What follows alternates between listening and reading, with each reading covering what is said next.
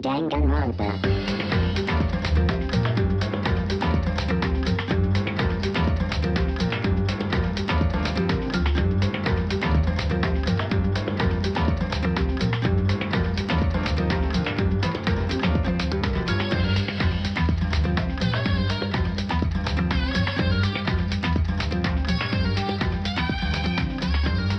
Hello everyone, my name is Philip and welcome to a podcast.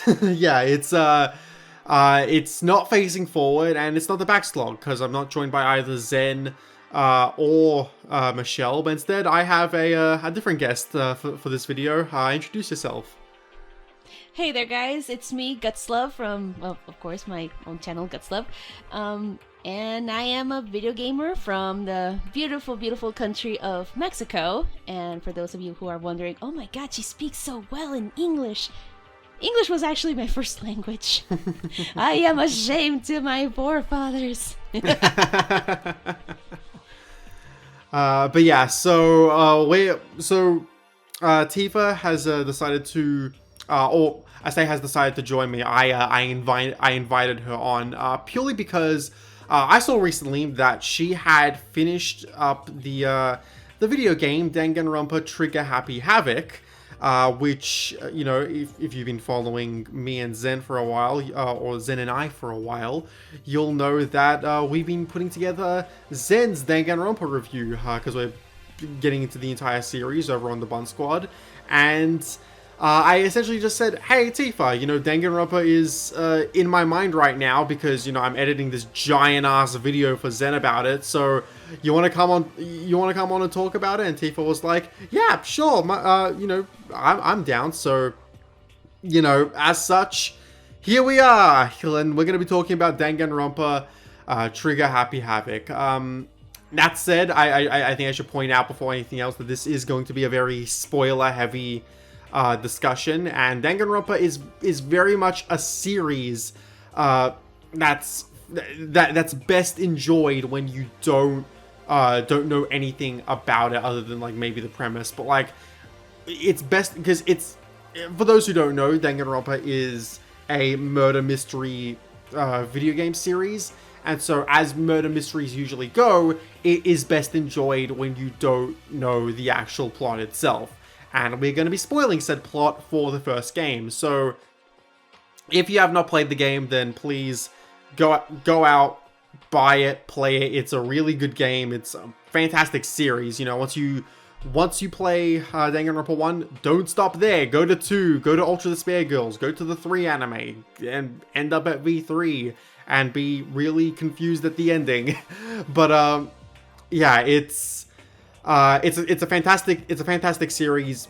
Give it all the love. But enough about me explaining shit. I'll definitely be getting into my thoughts on Danganronpa as we go on, especially because I am not in Zen's Danganronpa video. So Tifa, what did you end up thinking regarding Danganronpa 1? Well, the game is a trip and a half.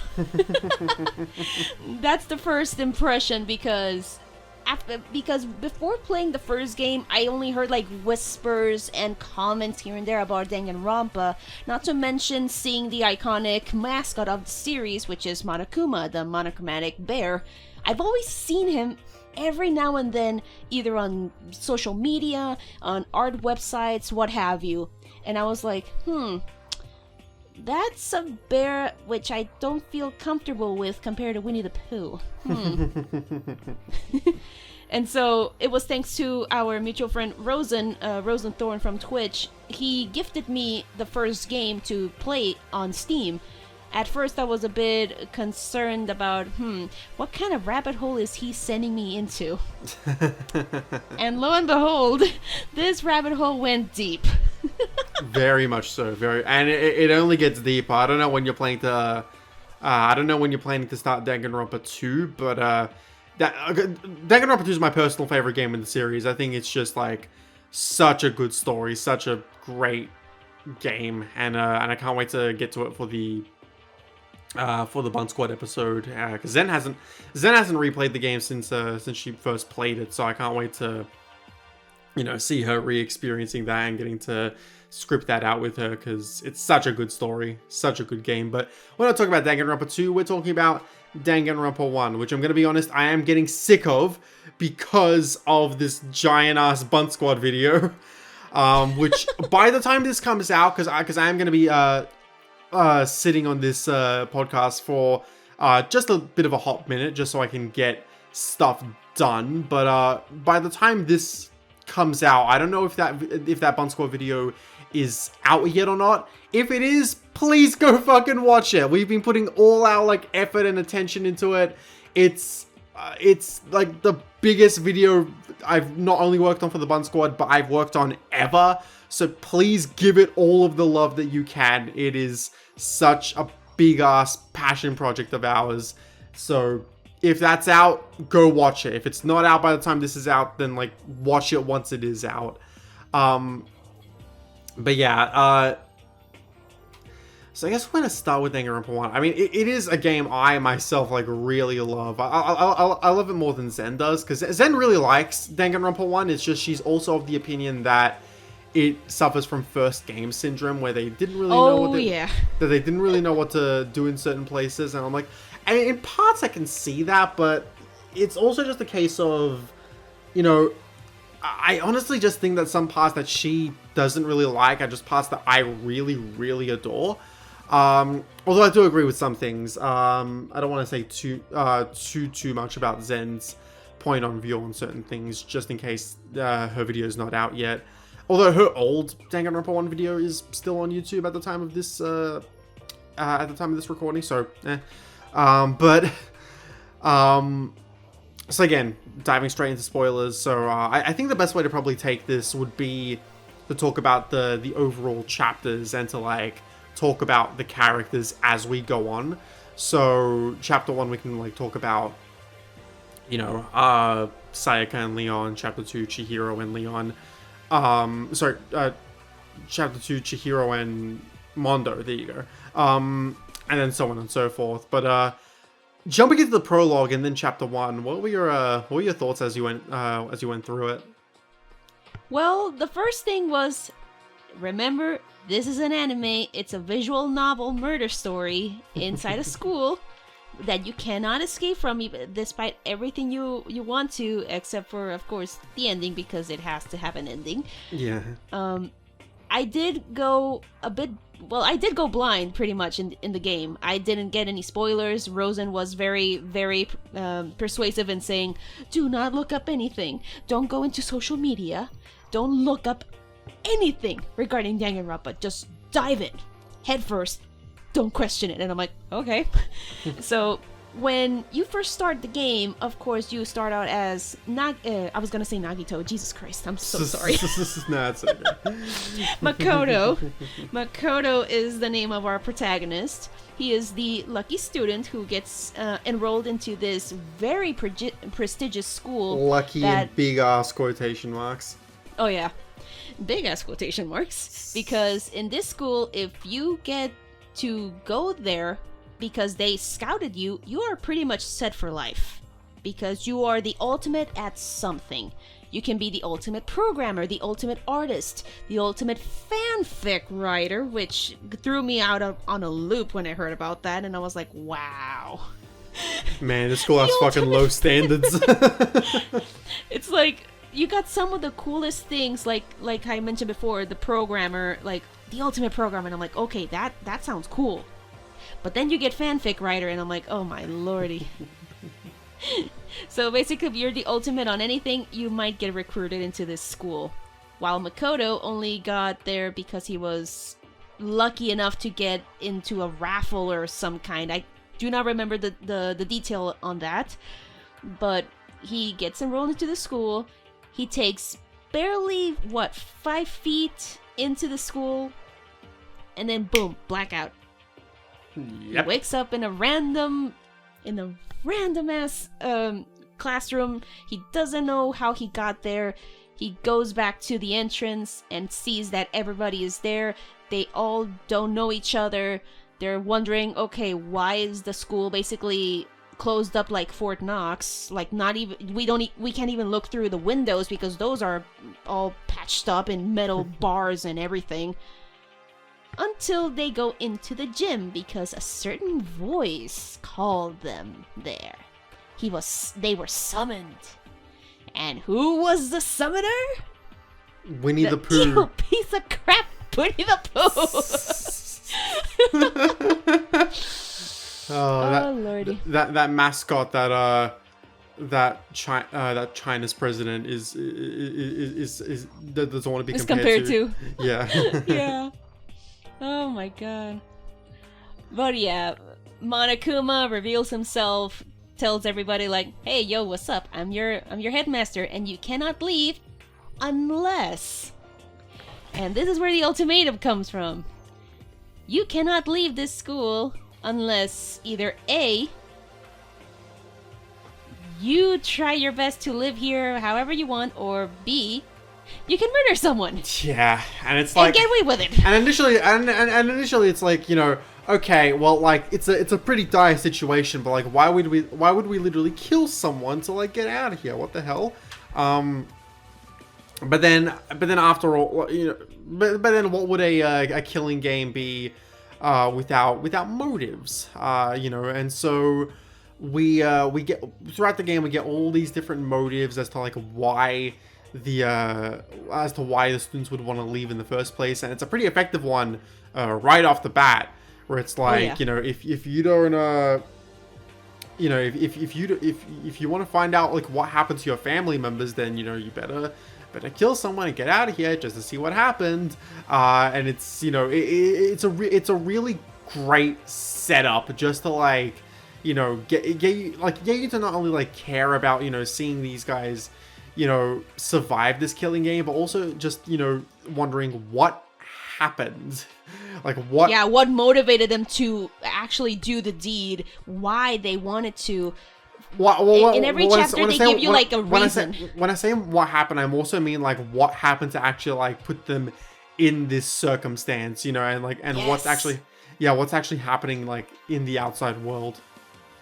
Oh yeah, that's a big one about how like, okay, you can stay safe in this nice quaint school where you're basically set. You have the gym, you have the art room, you have functioning bathrooms. You also have like this big kitchen that's always stocked up so you don't go hungry. But it's like you get to stay inside this area without knowing what the heck is going on outside, which sounds similar to what happened last year. Yeah, it's such a like a great premise, and we get to like there's a reason why it runs like, because the Danganronpa series, like Ace Attorney, is given a bit of flack for being formulaic, but I feel like if it's a formula that works really well and allows itself to be bended, then I don't mind it all that much.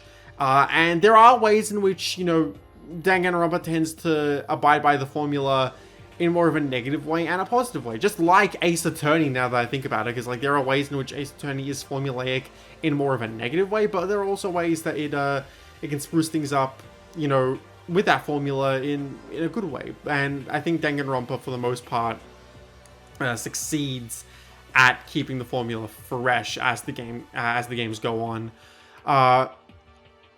Chapter 1 though gets a bit of flack for both the fact that some people just didn't want to see Sayaka die as early as she did, but also for the fact that the mystery to English players is pretty obvious. But here's the thing: so everyone knows the big thing with Leon, who was the one who killed Sayaka, and 11037, and which is obviously Leon flipped upside down. And to us English I'll say this: for as much as I say it's obvious, I myself had kind of a dumb moment where it's like I didn't realize it when I was first playing the game, and then when Kyoko said turn the image 180 degrees, I was like, wait, what? Turn my Vita upside down, and I was like, oh fuck, how did I not realize that? For me, it was kind of obvious because, funny enough, when you mentioned Ace Attorney, when I was playing Danganronpa for the first time, I actually told Rosen that, hey, it's giving me Ace Attorney vibes because I first played Ace Attorney when I was in college. And he's like, oh yeah, it does have that vibe, only with more moira. And when I saw that, when Sayaka had written that message about who was the one who murdered her, I was like, wait a minute, this is a big clue. Flip it over. Oh my lord, no, it can't be that obvious. It can't be that obvious. And then no, it was obvious. Yeah, and to kind of explain that for those who don't know, essentially this hint was the same in both the English and Japanese version. It's exactly the same. Nothing was altered. And so essentially what what I meant for the Japanese version was that it would be easier to see numbers in this situation because a lot of Japanese players, let's be real here, don't know how to speak English, and for a lot of because I know that like in many parts of Japan, English is is a required language in high school. But even then, not everyone's gonna fucking memorize English. Like that shit like slips off my mind. Like I actually did take Spanish in like my the earlier years of high school, and unfortunately, like it's something that's kind of slipped out of my mind like as the years have gone on, because it just happens. Like when you're learning a second language for education, like that shit just ends up happening. And so, you know, a lot of Japanese players would not look at that and think, oh, that's an English word. And even if they did, they like a lot of them probably wouldn't even know which English word it is. So and then even further beyond that, a lot of people would be expecting to see a last name as opposed to a first name. So, you know, in Japan, this twist works better because they're less likely to think, oh, that's an and even if they, you know, because they're less likely to like think, oh, that's an English word. So and the line between the two ones is just enough of a hint for them to be like, wait a minute, that is it maybe like a letter from the English language? Whereas for us, we're actual English speakers, so it's like, yeah, no shit, that says Leon. So it's unfortunately a hint that doesn't translate over to English all too well. It's not a case of bad writing. It's just a case of this is a Japanese video game. Yeah. Yeah, because sometimes even with localization, it's like, Even with localization, you can only do so much. Yeah, exactly that. At first when I got to that part, I was like, oh, maybe this is like a localization thing. They had to change either maybe some kanji or something, but no, apparently not. This was actually written that way, and I'm like, huh, cool. But yeah, I did feel a bit sad about what happened to Sayaka and witnessing the first execution, because even though I was giving the character the benefit of the doubt because she was being very close to the main character, Makoto, but then I'm like, wait a minute, what if she's trying to do the moira? What if she's trying to do the moira? And that's what kind of like boosts Sayaka up for me, because like Zen takes an issue with the fact that it's like, oh, I really wish, you know, she would have stuck around. But for me, it's just a case of like, after because Sayaka's very much a character who, like, you know, once she saw that the life she had built was in danger and like the people who were close to her were in peril, she wanted to get out of there like instantly. So I don't see what the like how you could really like ride around Sayaka to be like, oh, you know, she wants to get out of there like so bad, but you know, but nah, she's just gonna like sit there and like and just quell those feelings, you know, for basically no reason, you know, in the meantime. So I honestly think that she was the ideal character to make the first murder and to like really, you know, because there's an interesting story there to tell, like a very like interesting like short-term story to like tell with her about someone who's like so desperate that she's like willing to like to manipulate the one person who she already knows and like just so she's able to get out of there. And I really like Sayaka. I think her story in the first chapter works really well, and it's sad. And would it be nice to see her in other chapters? Yeah, it would. But it's like, I think that she works well for what the first chapter needs, and that's just a short-term story to like set the terror for the rest of the game. And it's what makes the first chapter still like really good for me, even in spite of its really easy mystery. So yeah, I still like the story of the first chapter, even though the mystery is like very mid for English players. But yeah, that's just me personally. For me, it was a good way to as an introduction, similar to how with Ace Attorney, they show you like, oh, here's your mentor, and she's guiding you before shit hits the fan in the second trial. While in here, it is like they do play. Do you see how Sayaka is manipulating both you, the player, and of course Makoto's feelings and emotions, thinking that, oh, she couldn't do such a horrible thing. But as we stated before, with how are we gonna get these kids to murder each other if they don't want to? How are we gonna do this? And Monokuma gives them all motives. In each trial, he gives a different motive. And in the first one is like, oh, you want to know what's outside? You want to see what happened to your families or your loved ones?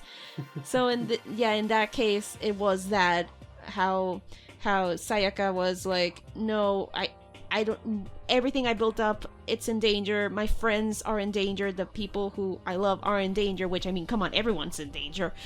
But she had she got that push to do what she had to do to get out.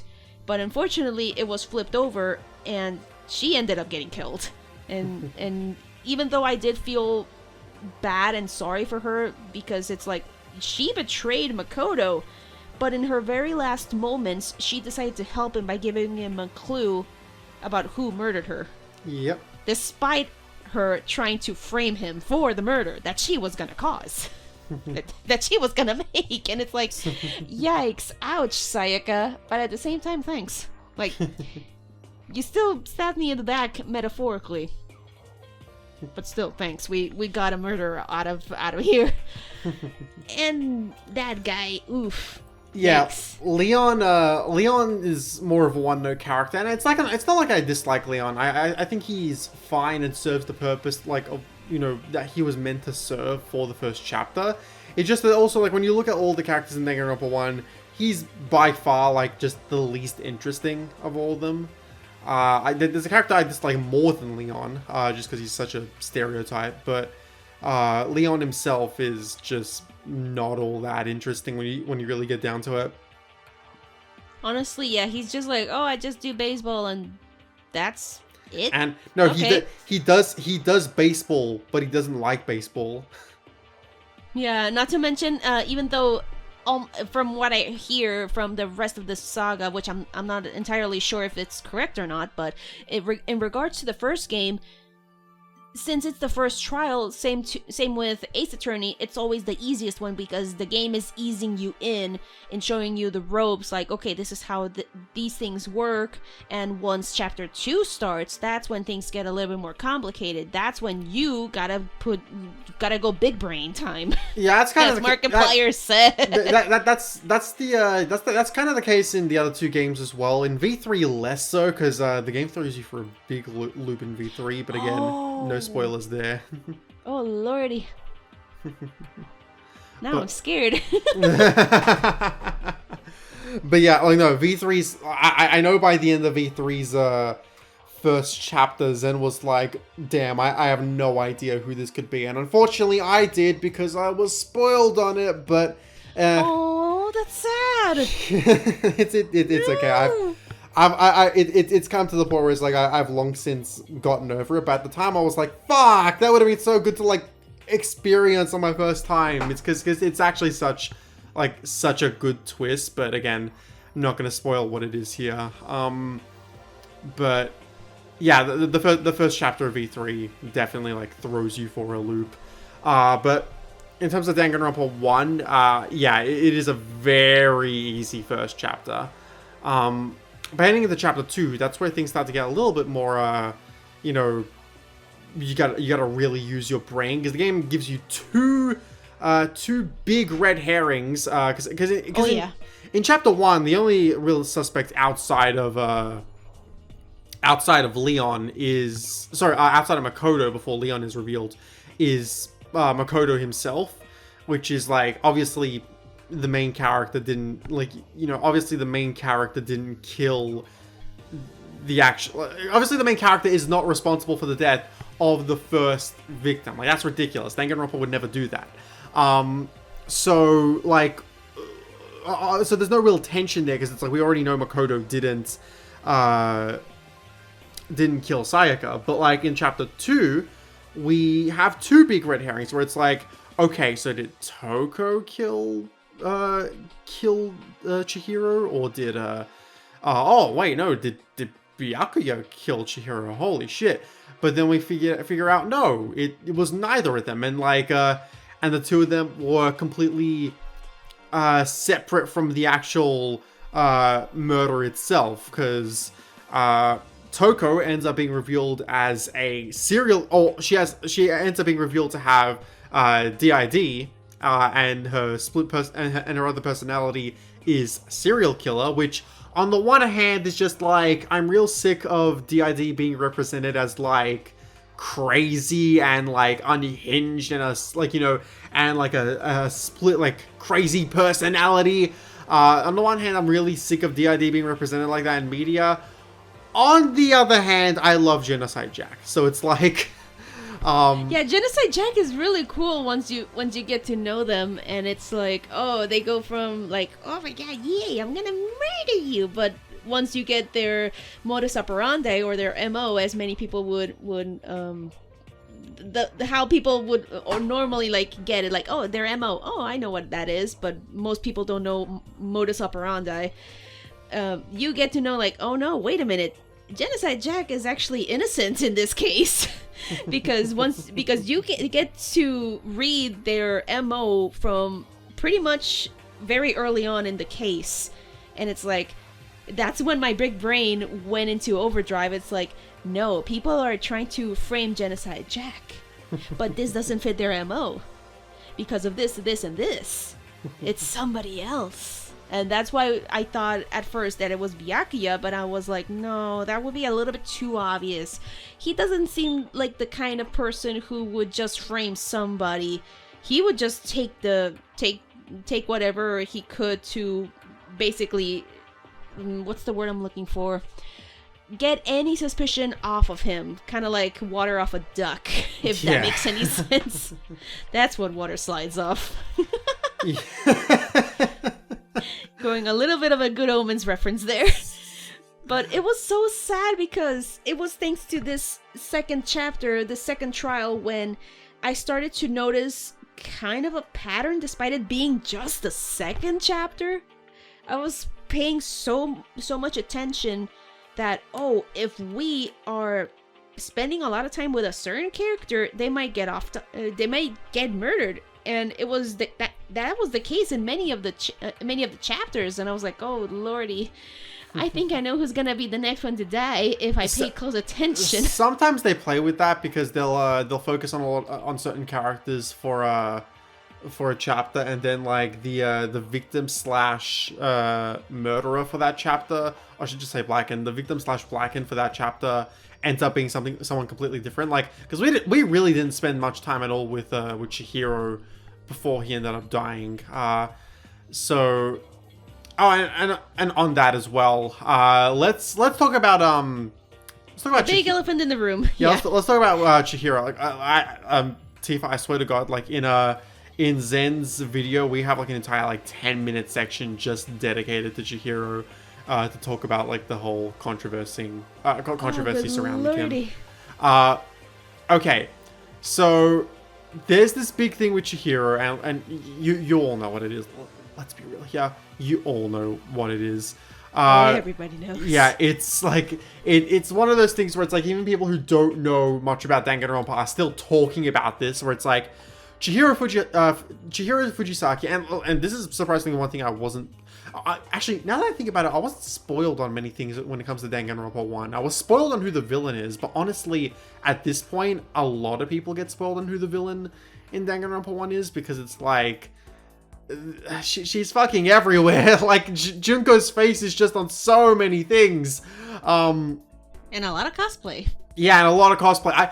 I went, because when I went to go see Joker 2 years ago with friends of mine, no joke, we saw a not Chihiro, a Junko cosplayer at our screening. I wish I could, because I think there was a convention going on while we were doing, while we went to go see Joker. So probably they were watching the movie and then they were going to go straight to, or maybe they were coming back from the convention, or I don't know, one or the other. But you know, we saw a Junko cosplayer when we went to go see Joker. It's amazing, and I don't know if I still have the image, but there's an image I took with a Junko cosplayer once. I love this image. I'll probably put it up on screen, but it's like it's basically an image. I took two. I took like a normal one where she was like doing a pose and I was just like, we were just smiling. The other one was like me looking like worried while she like looked on at me and like with like these like lustful, despairish eyes. I love this. I love the image so much. I'm gonna have to like send it to you later, but it's fucking great. But I see what you did there. Yeah. But in regards to Chihiro, so the whole controversy with Chihiro turning out to be a boy as opposed to a girl.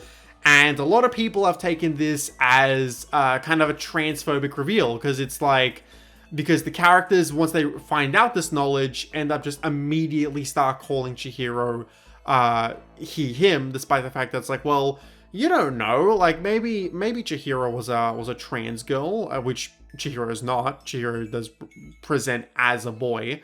But you know, he could have presented him. He could have been a trans girl, or he could have been a boy. You don't know that. And a lot of people just think that it's a twist that, like, you know, very much calls upon like trans panic and such. But this is just one of those things where I'm gonna have to say, while I completely do not mind trans headcanons and by proxy trans headcanons for, or as a result, trans headcanons for Chihiro, I don't think that that's a reason to like completely dismiss the narrative and say, oh no, Chihiro is trans, and like, you know, and anyone who says otherwise is kidding themselves, because Chihiro in the text itself is a boy. There is no changing that. Would it be nice if Chihiro is trans rep? Abso-fucking-lutely. The more trans rep, the better, especially when it comes to the anime industry. You know, there's only so much actual trans rep we have in the anime industry, like from Lily from Zombieland Saga to the entirety of The Wandering Sun to Kiku from One Piece. There's only so much trans rep we actually have in the industry itself. But the fact of the matter is that Chihiro is not trans, and it's one of those things where it's like, we shouldn't just label a character as trans and call it a day, because then we just discourage creators from actually putting in the effort to have a trans character. Like, what's the point of having a trans character when it's like, when we're just gonna headcanon them as trans anyway, and creators don't have to put in the effort for actual good representation? It's a problem that the Western industry has struggled with LGBT rap, where it's like, oh, you know, we're going to have last minute hookups and implied relationships and relationships built upon metaphors, and people are just going to eat it up, and we don't have to actually give a shit or try to put, you know, LGBT rep in here and stand by our decisions when right-wing parents complained. You know, it's why I respect shows like The Owl House and Kipo so much, because they have long-lasting and like gay relationships that start earlier on. It's fucking great. Yeah, and adding to that, also allegories for me, in my case, I do not accept. There's been so many people saying like, oh, for example, and yes, I'm gonna say it with Steven Universe, that Steven is an allegory, using the words allegory for trans people, and I'm like, that doesn't fucking fly. I'm so sorry for my language. You can censor that if you want. Nah, no. We don't censor anything on this channel. Swear as much just as you wanted want. to be sure. The only thing I'd actually censor is like slurs if one was ever said, but like, you know, otherwise swear as much as you like. Okay, thank you. I just wanted to be sure. For me, the whole like, oh, Steven is an allegory for trans people, for me, it does not fly because, and also adding for the whole like allegory or mentions that are done very last minute in the show or whatever. Also, people, be they the creators or showrunners or what have you, saying that, oh, they were trans the whole time or they were gay the whole time after the fact, also doesn't count for me. Because it feels so lazy. It's like, yes, I could have said it in the show, but no, I'm saying it after the show was done. And I'm like, no. That is being, number one, lazy. Number two, sorry. Also, you trying to avoid doing so in the show because of X, Y, or Z reason. And number three, that's being a freaking coward in my eyes, because despite me not being either gay, trans, or being even part of the LGBTQ community, I consider myself an ally. I could do way better. But still, I even you saw this on my Twitter feed, how I commented on how Catradora is a very toxic relationship. Yeah. And this one very toxic. And one whiny teenager flipped the fuck out. Yeah, they're like, oh, it's because you hate lesbians, don't you? And blah, blah, blah, blah, blah. Even bringing my dead sister. Yeah, I think yeah. I got way more pissed. I think I got way more pissed at that than you did. I was like, what the actual shit? Like, someone insults a ship you like, and you go and insult their dead family member? Like, fuck right off. Yeah, I didn't take it that hard because, one, it's the internet, and two, I knew something like this was gonna happen sometime. Not necessarily with this person, but I was like, yeah, you are a stranger on the internet. You don't even know me. Your comment doesn't even hold any freaking ground here. So I just took it like, I bet this person was a freaking child. Like, being like, Catradora is amazing. And I'm like, yeah, wouldn't you want to have a partner that decided to destroy the whole freaking galaxy just because you decided not to stay with them in a very toxic environment, and because you're like, no, I deserve better? No! They need to be together! Despite Catra almost freaking killing Adora many times, basically was part of this whole situation that made it kill the mother of the friend, and being overall toxic. I bet that the same kind of person who I bet that the same kind of person who ships fucking Hermione and Draco. Oh god. Or Raylo. Oh no, Raylo is awful. No, what's particularly awful about Raylo is that they actually made it canon, which is like, yes. Ugh. That was I said this out loud. Are you fucking kidding me? When I saw it in the theater, I said that out loud, and my best friend's sister was like relishing in the fact that it was canon, and I'm like, are you fucking shitting me? Yeah, it's like, that's just fucking gross. Like, that's legitimately what would happen if, like, Rowling eventually was like, you know what, you know, Draco called Hermione a mudblood, but it doesn't matter. Like, they should be together. And, like, you know, and say what you will about J.K. Rowling, and I fucking have a whole shit ton, but I mean, I don't think she's a racist. She's very transphobic in the turf, but yeah, yep. Oh boy. God. So yeah, those kind of comments about how people say like, oh, it's an allegory, and saying everything after the fact, for me, it does not count. If it's said, or even like if it's confirmed in the show, kind of like how with the Owl House, where you finally get to see one of the cutest and most wholesome ships ever, and it's canon, and it's not like hidden away in any allegory or metaphor. You have no idea how wide I was smiling. I was like, freaking finally. Yes, Yeah. Unfortunately, many of us, even those who are not part of the LGBTQ plus community, took the whole like, oh, the Ruby and Sapphire wedding or the Kurasami ending as Lily Orchard would mention, breadcrumbs. I took that as a fucking meal back in the day. Yeah, nowadays I recognize it. Unfortunately, because back then, especially like, when did Korra end? Like, did that end after gay marriage was legalized in all 50 states, or was that I have no idea. I don't remember. Yeah, it's like that was back when like it was like shows were still like tiptoeing their way into LGBT rep, and it's the thing is, back then I can maybe forgive it a little more. I still think Kurasami like getting together in the final episode was still weak, like just weak sauce, but I could maybe excuse it back then.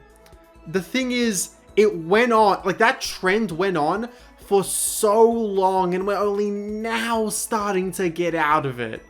And it's like, you know, I don't mind for a little bit, like, okay, we need to, you know, tiptoe our way into things, but like, then we got like, it happened with Adventure Time, and I love Adventure Time, and I love Bubblegum and Marceline, but it's like, they should have gotten together before the finale, and it's like they did with Adventure Time.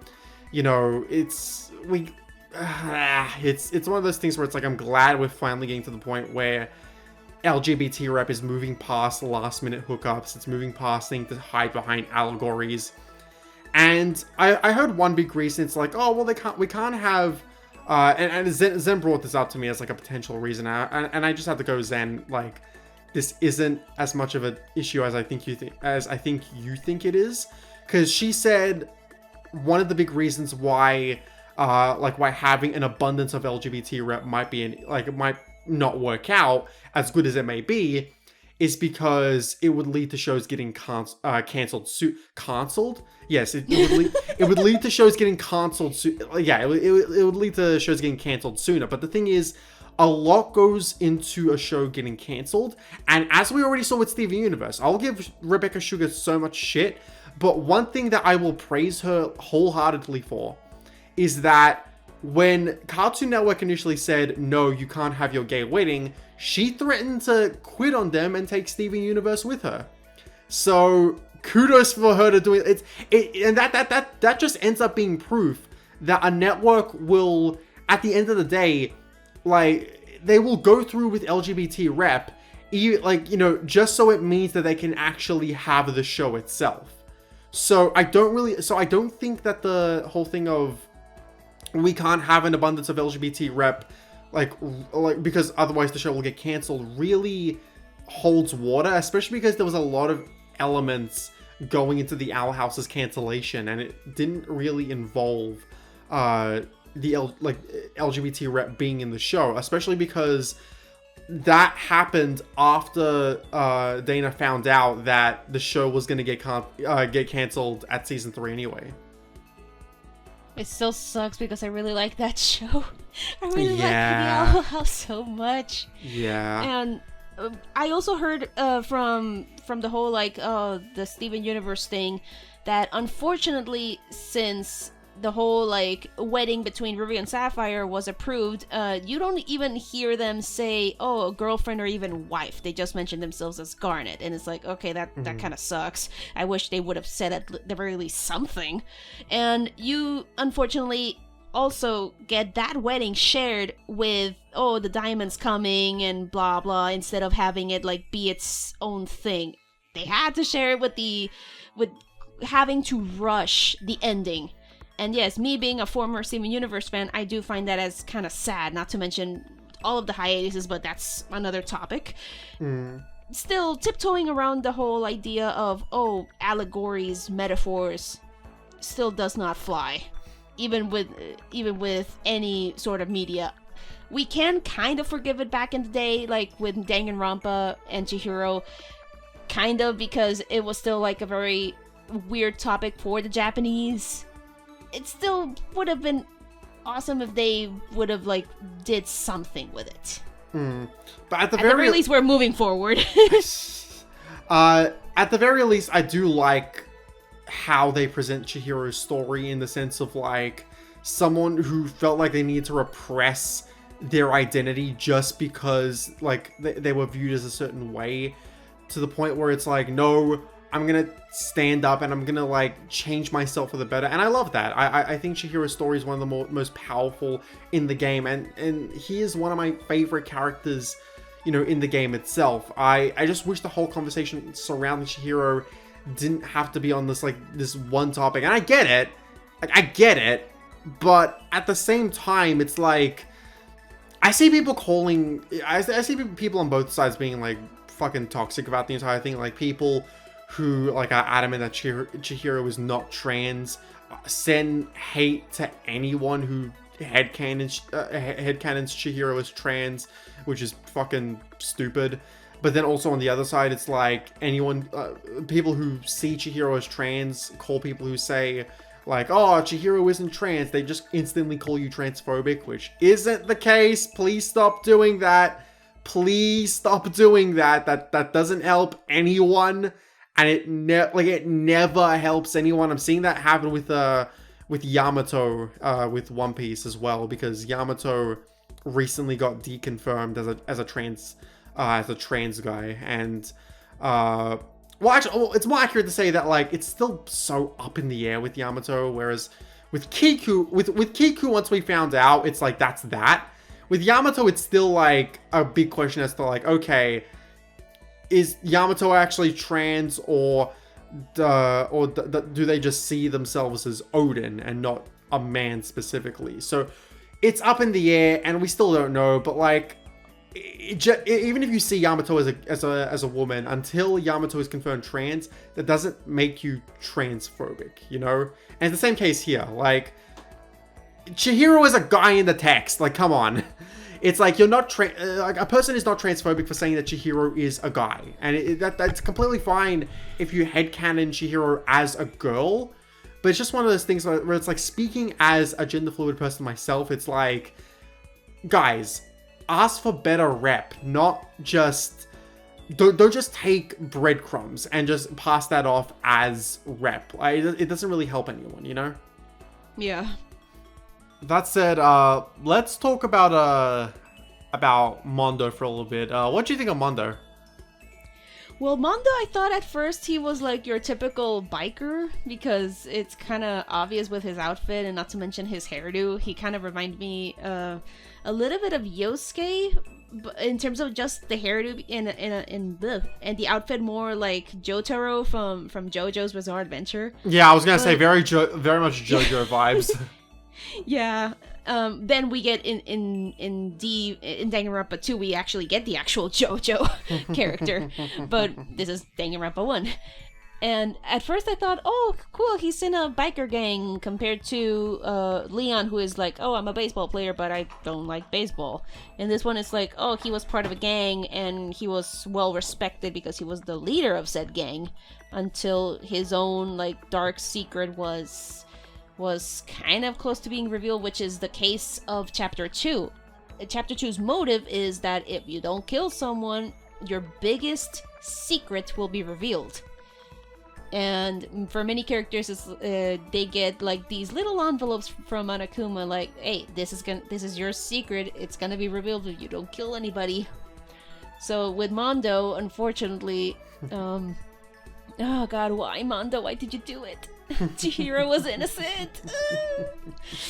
Poor Chihiro. I still feel bad for Chihiro's death. I was so sad when I found out. And with Mondo, I kind of knew it was gonna be him, because he kept real quiet during the trial. That's what tipped me off. Yeah. Not to mention his bromance with Taka. Yeah. Yeah. It's Chapter 2 is like often considered one of the best chapters of the game, and it rightfully so. It is genuinely like such a great chapter. It's written very, very well. I think the only one in the game that really tops it is Chapter 4. Mondo and Chihiro are very much like two of the better characters in the game, because Mondo has, you know, one of the more well-defined motives, and even then it doesn't really come down to his motive at the end of the day, why he ended up killing Chihiro. It was just very much like a freak accident that like he didn't intend for. So it's, yeah, you can't help but just feel so bad about the entire incident. Tifa, just to double check, Tifa, how far are you into the second game? In the second game, I'm barely gonna begin the first trial. Okay. I was gonna say something, but I'll keep my lips shut yes, about please. it. All right, but it's, yeah, it's very much, you know, just a tragic freak accident where it's like, you know, I wouldn't call, I was gonna call it like a pointless death, but it's like, I mean that in like a good way, you know, like it's a pointless death done right, as in like this shouldn't have happened, but it ended up being so just because of, you know, Mondo's, I want to say, depression, and, you know, just his inferiority complex. And yeah, it's a great it's a great chapter. It's such an emotional gut punch, especially to see Taka, you know, freaking out over Mondo's death. And unfortunately, we don't really get much more of that, because Taka dies, you know, like right after he gets like that burst of inspiration at the start of chapter 3. So, and that's kind of a low point of the game. It's like, I really wish Taka got a little bit more. He was filled with determination. Yeah, unfortunately, because of the game having this double murder setup for chapter 3, and mild spoiler alert, but also not like a very specific spoiler alert. This is a trend across every Danganronpa game, where it's like there's at least one trial where, there's at least one chapter where it's a double murder. And Danganronpa's strict adherence to this, to have a double murder in every single game, is, and at the same point of every single game as well. That's another thing that hurts it. It's a little bit of like that's one of the formulaic things that the series does that I'm not a fan of, where it's like it, you know, I get that, like, in the first game it boosted tension. It's like, oh my god, now 2 people died, but it's like it didn't serve the narrative in like in a meaningful way, and I felt like it was kind of just pointless to kill 2 characters at once, especially when Taka, like, he didn't do anything. Like, he didn't do anything after getting this like burst of inspiration from Ultramondo. It's like, you know, I don't know. And I guess this is where we move into chapter 3. I like this chapter more than a lot of people do, but it's still one of the weaker ones of the game. What about you, Tifa? I honestly did like it. I will admit that compared to the other ones, excluding chapter 1, because that's basically the tutorial, it is a bit weak. But I did like how it was developing, as me being a first timer for Danganronpa. I did. This is no secret of mine. I really do not like Hifumi. Ever since just seeing his design, I'm like, yeah, I don't like you. Go away.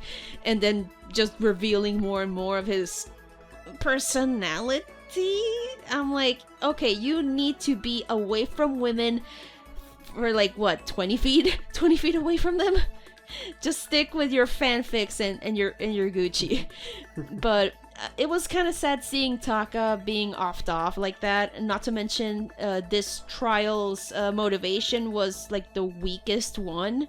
It's like, hey, if you murder someone, we give you this pile of cash. That's it. That's the motive. Yeah, and I feel like I actually do like how this is like the lowest point for this cast of characters, because the reward being something as stupid as like money, you know, it is it's guaranteed to pull out like the worst scum of like this cast, and that just turns out to be Celeste. And I know Zen particularly doesn't like Celeste. I love her just because of how much of a bitch she is. Oh yeah. Yeah, I think that her motivation makes complete sense for her character. Like, you know, it's, you know, and I know Zen's whole thing. It's like, you know, Celeste is a character who was supposed to be friends with these people before, you know, before they ended up being put into this situation. Because I mean, like, we already said spoiler alert at the start. So like, you know, because before the tragedy happened, like, you know, Celeste was friends with everyone. So, you know, why would she be this callous of a person? But also, it's like, you know, there could have been stuff during that time that would have softened her up to the group and like made them friends. So it's like, I think, and let's not forget, like, this is like a complete factory reset of all these kids' minds. So it's like, I have no doubt believing that, like, you know, she was set back to a time before she was, you know, before she had warmed up to this to this class. So I honestly don't mind how much of a bitch she is, because, you know, it makes perfect sense why a character like her would want to just, like, you know, leave these group of, because in a high tense situation, it brings out the worst of people. Oh yeah. And Celeste, you know, being surrounded by this class in a situation as high tense as this, you know, I'm not surprised that in the end it's like she ends up being like, yeah, I want to get away from these people as soon as possible. And because she's a bitch, she has no problems wanting to throw them under the bus in order to, you know, just escape with the money. You know, I have no problem with the way she is, especially because it adds to the overall story of, like, this being the lowest point for this group. Because after Celeste perishes for very selfish reasons, in conjunction with Sakura being revealed as the traitor, it leads into chapter 4 perfectly. And that's the aspect of this chapter that I actually really like. Everything else is a different story. But what did you think of Celeste?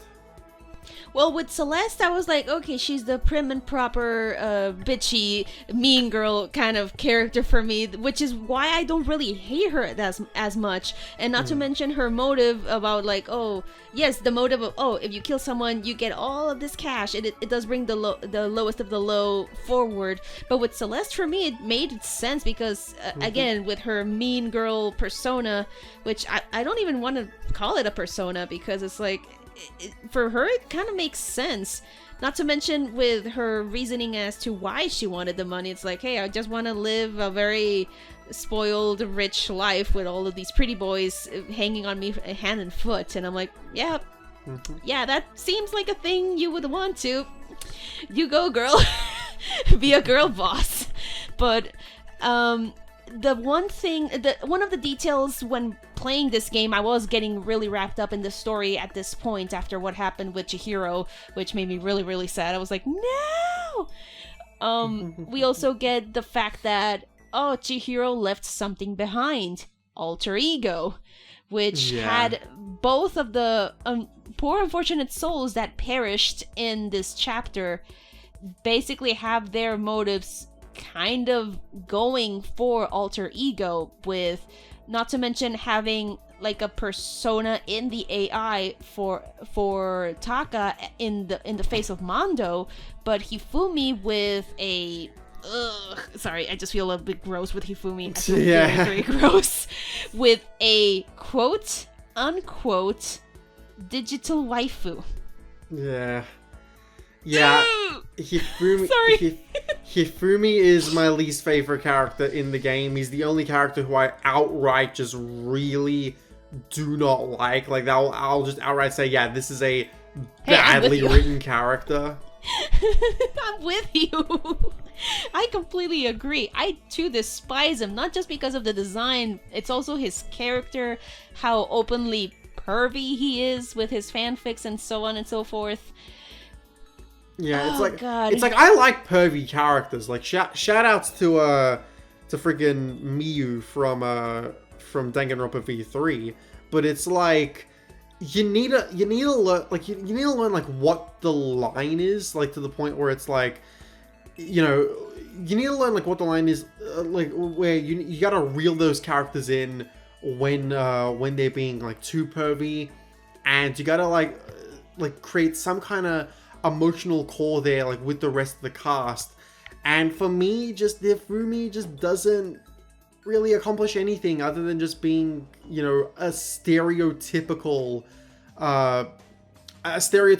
like gross otaku. And it's like his character just doesn't amount to anything else other than this one very, you know, specific stereotype, whereas everyone else has like their own stereotypes and then some. Hifumi just doesn't, you know, go beyond that. And because his character is so obnoxious, that is what at the end of the day hurts him.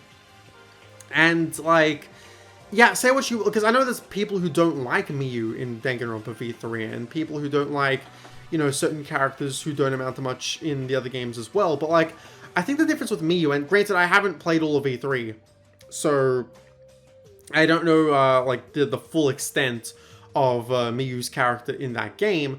But I think the biggest difference at least I've experienced with Miyu so far is that Miyu, at the very least, like, you know, her perviness, like, you know, her perviness is kind of like only one aspect of her character, whereas the main focus is like her being an inventor, and the fact that she's actually being useful. Like, I don't want to spoil too much of V3, but I don't really think this is too much of a spoiler. It's like, you know, Kaede and Shuichi go up to Miyu in the first chapter, and like literally like plead with like, please, can you like help us out here and like, you know, make us this invention, like to do this like one thing. And Miyu's like, yeah, you know what, all right, like, because she's like generally like grateful that they came to her like for one of her inventions. And it's like, you know, there's more dimensions to her character where it's like, you know, yeah, she's a pervy character. She literally, you know, in the Love Hotel, she literally, you know, pesters Shuichi, you know, to knock her up with a baby. And I'm not even kidding. I'm not like mincing words or being hyperbolic about that. She literally says that. But you know, she has more dimensions to her character other than fucking Hifumi just being a stereotypical otaku who doesn't amount to anything else. And not like even when he's under Senpai's thumb. Yeah. Because he maybe has like a submissive kink. I don't know. Yeah, it's like at least Leon like served the story well in chapter 1 with like him being this like chicken shit, like scared shitless character to kind of kill off first. Like his execution is still one of the best executions of the series. So it's brutal. Yeah, it's really brutal. Like, so even he, I would say, is a better character than Hifumi. And it's like, yeah, Hifumi just doesn't amount to anything. And then you have Taka, where it's like, we get like this big like triumphant moment for him at the start of the arc, where it's like, you know, he gets this big, you know, like adrenaline rush, like after, you know, Ultramondo you know, pushes him to like, you know, take on his will, and then his character arc just kind of gets cut short. And like on the one hand, it's like, you know, like I said, chapter 3 is kind of like the lowest point for these characters, so to kind of see just a character arc cut in half is like, you know, well, of course that would happen, because, you know, in a situation like this, a lot of characters just aren't going to be able to complete their character arcs. But at the same time, it's like, after what happened in chapter 2, I felt like it was too early. Mm-hmm. Like, I was expecting more from Taka, and me going in blind in the game, I was really hoping to just see Hifumi just bite the dust. Yeah. And with Taka, I was hoping a bit more, since he got that surge of inspiration and determination, because he just went Super Saiyan. Mm-hmm. But then he was cut short. Yeah. It was sad. I was like, oh, okay. I was hoping more from you, even though you're like the typical, you know, the stereotypical like class president, taking everything serious and study. Yeah. You need to study. But compared to Hifumi, I prefer Taka. Yeah. Overall, I'd say the biggest weakness of Chapter 3 is more so just the logic, which is actually also the case with Chapter 3 in Danganronpa 2, so have fun with that. Oh, But just like, whereas the red herrings in Chapter 2 were like really good, the red herring in Chapter 3 is fucking dumb. Like, no one in their right mind is gonna believe that Hiro is like the culprit, especially because they set him up as like the culprit before the trial. It's like after that, it's like of course he's not gonna be the actual culprit. Like, so it's like I think they make it a little too obvious that Celeste is the killer in the end. Which is like, it was kind of obvious in this chapter. It was kind of obvious in this chapter, unfortunately. Yeah. Well, not necessarily unfortunately. I don't know why I said that. Because she just goes basically with guns out at the beginning. Like, even though she's in a very calm demeanor, she is already pointing fingers and saying like, oh, you did this and blah, blah, and here's the evidence and so on and so forth. But she's also giving herself away.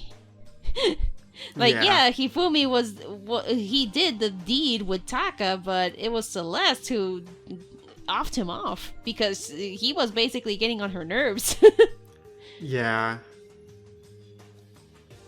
It's a chapter I don't mind. I think it's a fine chapter. It's just, it could have been better with the, just with some tweaking around and like making the overall plot like just stronger. And with Hifumi being a better fucking character. That's my outlook on it. But then we get to Chapter 4, which makes everything worth it. Because Chapter 4 is one of the best chapters in the series. It is so fucking good. So good. Oh, that chapter. It made me so sad, but it was so good. Yeah. This was when I was really, really getting into big brain territory. Like, I was examining the living heck out of this. I was like, because I really do not remember what oh, no, wait a minute. Yeah, I do remember the motive for this one. It would be the reveal of the traitor of who was... No. I think the traitor was, like, revealed very early on. I believe so. Oh, no, I think that the reveal of Sakura as the traitor... It was at the end of the previous trial, yeah. It was, like, at the very end when it was, like, the whole to be continued. Yeah, like, when she had the fight with Monokuma. And I think that, like, the reveal of her as the traitor was, like, literally just, like, the motive in of itself. It's like, okay, here's this information. Do with it as you will, students. Yeah, and speaking of that, you know how in every chapter, once you finish the class trial, you get a to be continued. Sometimes it's like a hint of what's gonna happen in the next trial, or it's just not that. In this case, it was that, and I'm really, really upset that they had... I'm gonna say it. They had the panty shot with Sakura, and I'm like, no! Japan, stop being like this! Please, god damn it! Sakura's awesome! How dare you! To be fair, at this point, I don't think they're teenagers anymore because, 2-year time skip. But at the at the same time, it's like, in this big serious moment, it's like, of course you're gonna have that there. It's like, panty shot! And I'm like, oh, for fuck's sake, Japan, really? Jumping the gun. Again, the Zen's Danganronpa review should be out by the time this comes out, so... I don't think so. I think I'm fine to say this, but there's a point in the review where I show the CG of Aoi in her room where she's just why did I call her Aoi? Whatever. There's a scene where like she's where Hina's in her room and like she's in her singlet panties and like you see her ass, and I was just like, you know what? Wouldn't it just be funny if I just put like a big fucking YouTube monetization like $ logo over her ass, and so that's what I just ended up doing. Oh god, yeah. Oh my god. Even with that, I thought it was still like it was kind of tasteful because it wasn't really like sexy, but it still kind of rubbed me the wrong way because I'm like, let's be real. Not. Let's be real here. Who wears pajamas to bed anymore? Yeah, well, I still wear pajamas, and I do too. yeah. I do too. I do too. I'm joking around. I know many people who like don't do that anymore, and sometimes I don't Yeah. as well. But it's like, it's just one of those things where it's like, yeah, I can kind of see like why they would do this, especially because like, do they have a spare change of clothes in this Not place? to mention like, if it's summer, but then again, wouldn't like the whole school be like having their like temperature controlled in a way that's well, a good point. it's also just the case of like these guys are trapped here, and it's like, do they even have like a spare change of clothes? Because like, would Monokuma just be like, oh, by the way, here are just like a bunch of other clothes that you guys can have? Like, it's like, I don't know. I don't know if they'd actually like have a bunch of other clothes there, or like. That is a good point. Yeah, that's a good point to bring up. So I don't know. Maybe going to sleep naked would be a better alternative than just like sleeping in your like day-to-day clothes, every single night. True. In that case, I wouldn't blame Togo for being freaking smelly as shit. She's going, as my mom would say, very French, aka just basically spray yourself in perfume and you're good to go. And I'm like, no, ew. But oh god, this chapter really had me go big brain, as I mentioned before, because once you get the reveal that Sakura has been murdered, my brain was like, okay, examine everything. You need to get this right for Sakura, for her honor. It was just for her honor. I went all Zuko, and it's like, no, you need to avenge her. You need to find out who did the deed. You need to beat them in the teeth. Because Sakura is one of my favorite characters. She was amazing. I was so sad when I found out that she's the traitor, and she was still trying to make amends, which was a big factor for her. I was like, thank you. Oh, you're such a good character. And this is a bit of a what's the word I'm looking for? Shoot. What's the word? Oh my god. What do you think of? Oh, dang it, why is it escaping me? Jesus Christ.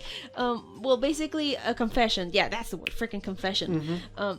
I will confess that the first time I saw Sakura's design, like way before playing the first game, like I want to say years ago, I thought Sakura was a dude because of the design. It was like the most obvious thing in my head, and once playing the game and finding out that Sakura is just built like that because she trains like hell, because she is an amazing martial artist, I was like, oh, okay, that's cool. Like my brain just went like, I think there's this artwork out there made by the main artist of Danganronpa itself, where it's like it's Sakura before she became like so built, and it's like it's fucking night and day. It's like, holy shit. It's like, damn, she like did you not take steroids, Sakura? Like, holy shit.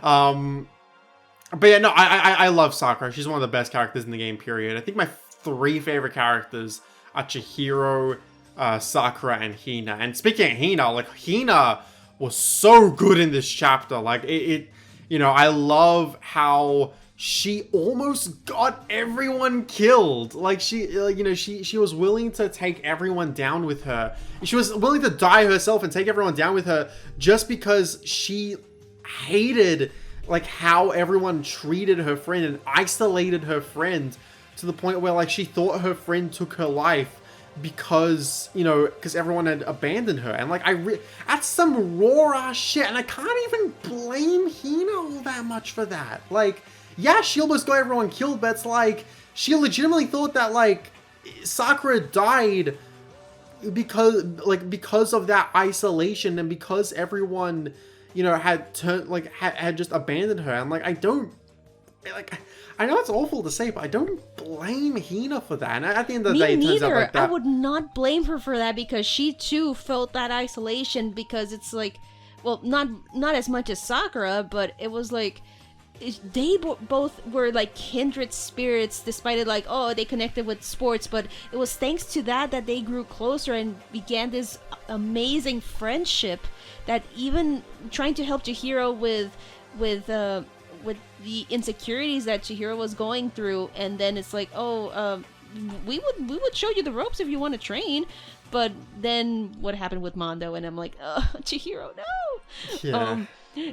And still, it's like, ever since Sakura is the traitor and further isolating herself, and not to mention like the rest of the group being like, no, we better stay away from her even more. Despite like, oh, we were first very intimidated by her stature, by her being THICC. Thick. Like, very thick. Yeah, she could crush man's skull like sparrow egg between thighs. But I love Sakura, not to mention, well, first of all, her name, and second of all, like, she likes cute shit. Even, like, built as how she is, like, how she's built, man. I was like, whoa, that's impressive. Can I hang out with you? Like, I think she's consistently like one of like people's like favorite character from like favorite characters from this game, and like, yeah, same here. Like, I can't argue with that. Like, she's such a good character, and I'm so glad that like she gets the respect she deserves, because like, holy shit, she is such an amazingly like a well-written character. She's the reason why everyone decides to stop killing from this point onward. And it's like, man, like, so yeah.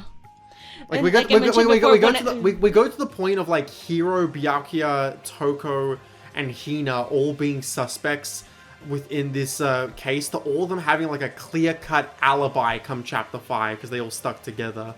And it's like, man, it's just amazing to see. So amazing to see. Yeah, not to mention when throughout the entire game, I wanted to hang out with her because I wanted to learn more about Sakura, and that was when my brain just went, "Can I hang out with you?" And it made me so sad when this chapter happens with her, just like when you see her corpse sitting in the rec room, and the first thing you think of is like, please no, please no, please no, please no.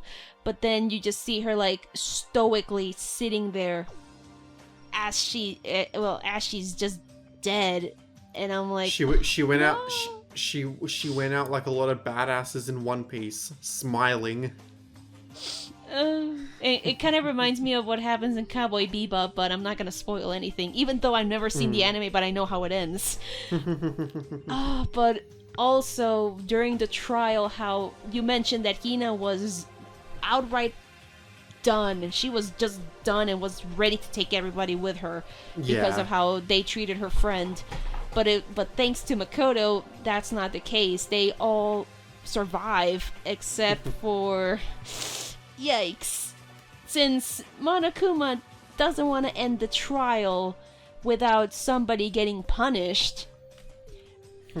If everyone remembers Alter Ego, before the trial, the kids, well, I can't really call them kids because we don't know their actual age because of what happens. Yeah, because of the tragedy. Now, like, we've jumped, like, yeah, I think they're like, at this point, they're like, what, 18 years old at this point? Yeah, they might have been it might have been like 2 years after they went into school before the tragedy. Well, it was the year during the tragedy and the year after basically the amnesia thing. By the time we get to Danganronpa 3, they're absolutely adults. Like, yeah, because Danganronpa 2 itself takes place a year after Danganronpa, about a year after Danganronpa 1. So then by the time we get to Danganronpa 3, they're absolutely adults by that point. But in this game, I think they're maybe about, I think 17, 18, maybe. That could make sense. So with the students trying to figure out what's happening outside, they try to hook up Alter Ego into the computer system of the school. So unfortunately, Monokuma catches wind of this and uses the punishment of this trial on Alter Ego by basically destroying them. Yeah, that's when I legitimately like was like a gasp of that. I was like, bruh, you fucking dick, you're dead. Like, that's when I got heated. I was like, what the fuck? I was like, jeez, I hate this bear so much. But yeah, it's then that leads us into chapter 5, which I think is probably the weakest chapter in the game. Not because it's bad, more so that it's just the setup chapter for chapter 6, which I think I take more of an issue now that I know what Danganronpa 2 and V3 do with their 5th chapters, and you know, you can just do so much more with the penultimate chapter other than just this is a setup chapter, and that's all chapter 5 really is. And don't get me wrong, I like the alternate ending on chapter 5. Have you seen that, Tifa? Yes, it was actually Rosen. He recommended me that once you get to chapter 5, at a certain point, you get to choose 2 endings. Do this, and you get the alternate ending. And then once you get when you rewind back, similar to what happens with the Catwoman DLC in Arkham City, which I mean that's not a spoiler because the game is already very, very old. But for those who don't know, and it's also not very story heavy. Yeah, not to mention it basically rewinds back because it's like, hey, well, here's what happens if you did choose that, but we're gonna rewind back so you can actually do the proper choice, like the one that you have to follow the story. Oh god, that alternate ending just implies, oh no. Sorry. Yeah, when I saw that for the first time, I was like, oh god damn, Hina, you whore. Like, not to mention, oh, Toko dead. I'm like, damn, that's fucking brutal. Are you telling me she killed herself after Hina slept with Byakuya? That might be because after the whole revelation about Genocide Jack or Jill, depending, because it switches both ways during the game. Yeah, you can call it whatever. Yeah, she goes all yandere, very, not necessarily like Yunoga Sai kind of yandere, but she goes all notice me senpai with Byakuya, and Byakuya still treats her like crap, but she's like, oh my god, master. and I'm like, oh god, you need therapy. Yeah. So as she gets her like her knickers, not necessarily in a twist, but she goes all like, Byakuya master, ah. So in that case, I think it would go maybe as far as offing herself because Byakuya slept with Hina, and I'm like, ooh, no. Yeah. I think I saw that in a doujin, Makoto got some action too. No joke. I think no joke. I think there's a doujin out there where like it plays out this alternate ending, and then literally as a side note, it's like then after Byakuya slept with Hina, we noticed that Toko had undergone like a terrible tragedy, and then they just move on from it. It's like, damn, rip Toko. Toko, no. Oh god. But yeah, with chapter 5 the thing is, I like Toko too. It's just that she's severely underutilized here, especially due to her lack of participation in chapter 6, where it's like, you know, after she turns into Genocide Jack, she doesn't turn back, and then like the entirety of that trial happens and she's just not there, and like she just lacks an arc compared to everyone else who survived. Even Hero got like a bit of an arc at the end there. It's like we don't really get more of Toko until Ultra the Spare Girls. It's like they have a really interesting character here who has like this self-confidence issue, and like, you know, and has DID, and like, you know, she has like, it's like this all this like really interesting stuff with Toko, and Kodaka had it all in his hands and he didn't know what to do with it. And so as a result, she has all these interesting aspects about her that go unused as we just keep retreading the same jokes and like the same plot with her for the rest of the game. And then she kind of just goes wasted across the entire thing until Ultra the Spare Girls, where I think she was utilized way better.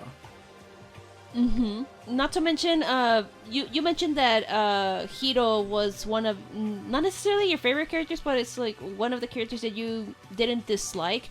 I think around either this chapter, chapter 5, or even chapter 4. I really do not recall.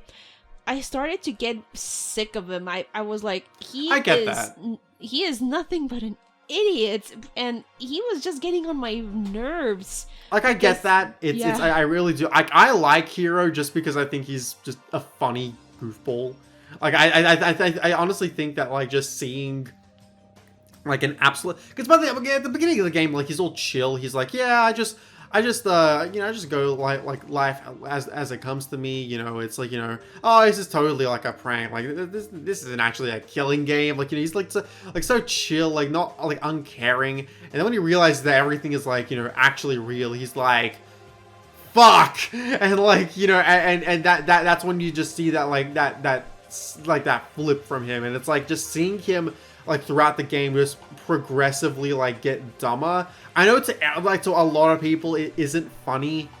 To me, I like it. I honestly think that like that we get some pretty good jokes out of it, especially like the freaking UFO burger bit. You know, that bit sent because the second time I experienced the game was with a friend of mine because I wanted to see his like raw live reaction to the game. And so I was playing with him, and like when he got to the UFO burger, he just screenshotted that because like he was dying laughing. Actually, that same friend had like an amazing, priceless reaction. I'm gonna get back to it with chapter 6, but you know, we'll save it for that chapter. But Hiro, I really don't mind. I think the big part that got on my nerves with him was in chapter 5, where we had to like dedicate a whole chunk of the trial to like, he was like, oh, Kyoko's a ghost, and we have to disprove that. And it's like, but even that, I don't really blame so much on him as much as I blame on, you guys really didn't have enough for this trial alone. Like you really were trying to pad this trial out to like make it its own thing. Yeah, unfortunately with me, since I'm, like you mentioned before, that, many people take the whole game seriously at this point because it's like, you don't know who else is gonna die or even take into consideration how the other characters are feeling. For me, it was that, like, if I were in their situation, I would have taken it seriously because, hey, people are freaking dropping like flies, and Hiro is not taking it as seriously, even though he is getting dumber because of his fear, which I do get. But oh my god, he was getting on my nerves, and I wanted to slap him. I was like, bro, either you calm the frick down, or I'm gonna shave your head. Because I want you to take this don't get rid of his don't get rid of his fucking Dan Avidan hair. Like I was gonna go there if I were like if this was like a real life situation. I would have been like, I'm gonna shave your head if you don't take this seriously, or I'm gonna smack you in the face with a chainsaw.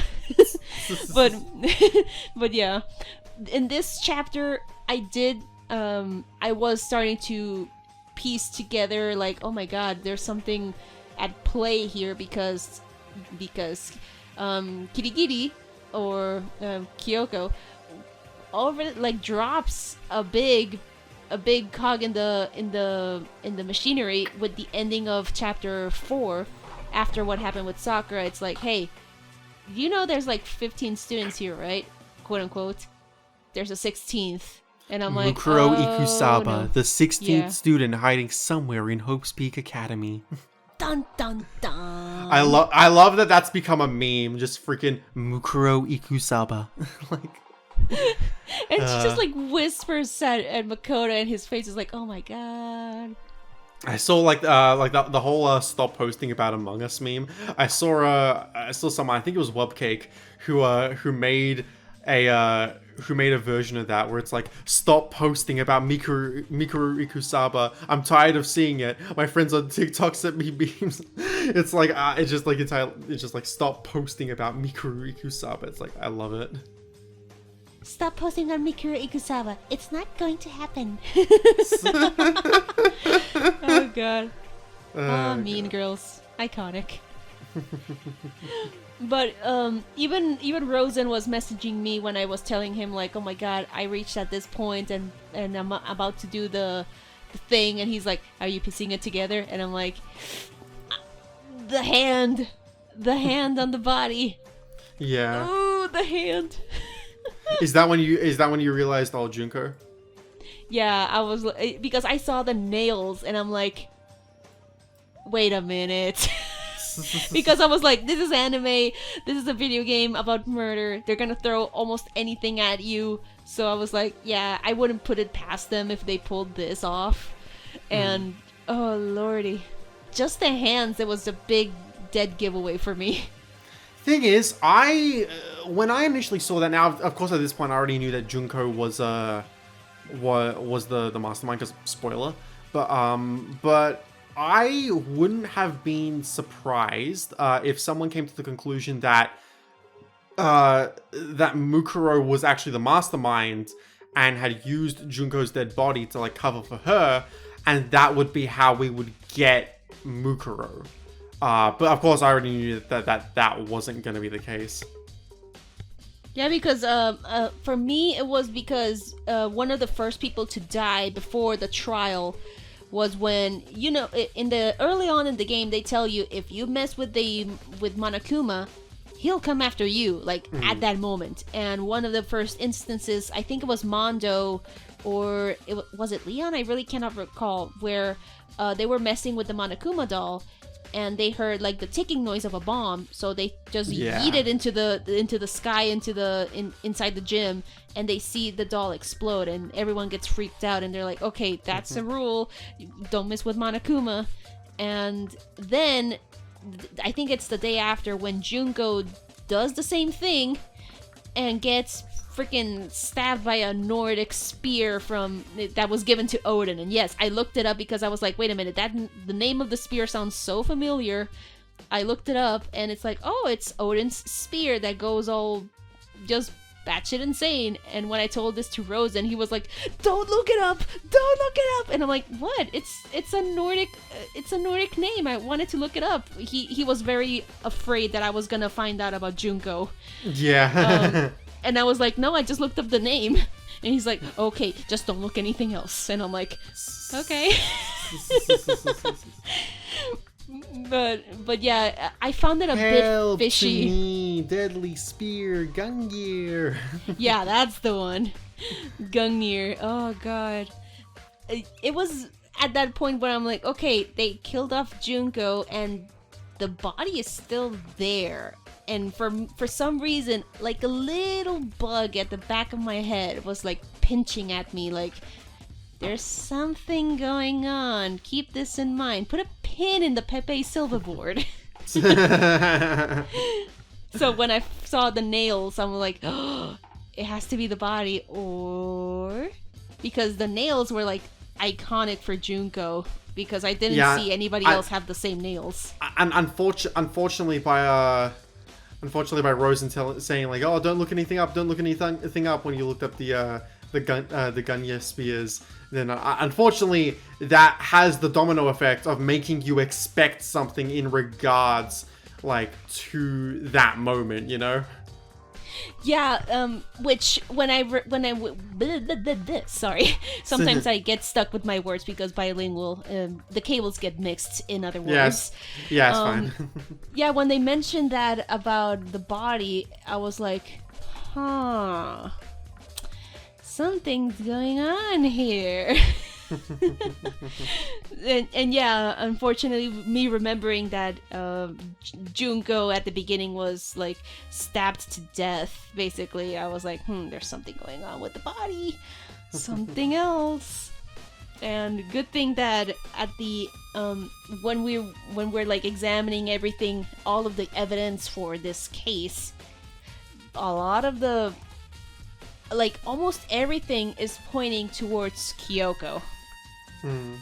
And that made me very, very scared. I was like, wait, no, don't tell me.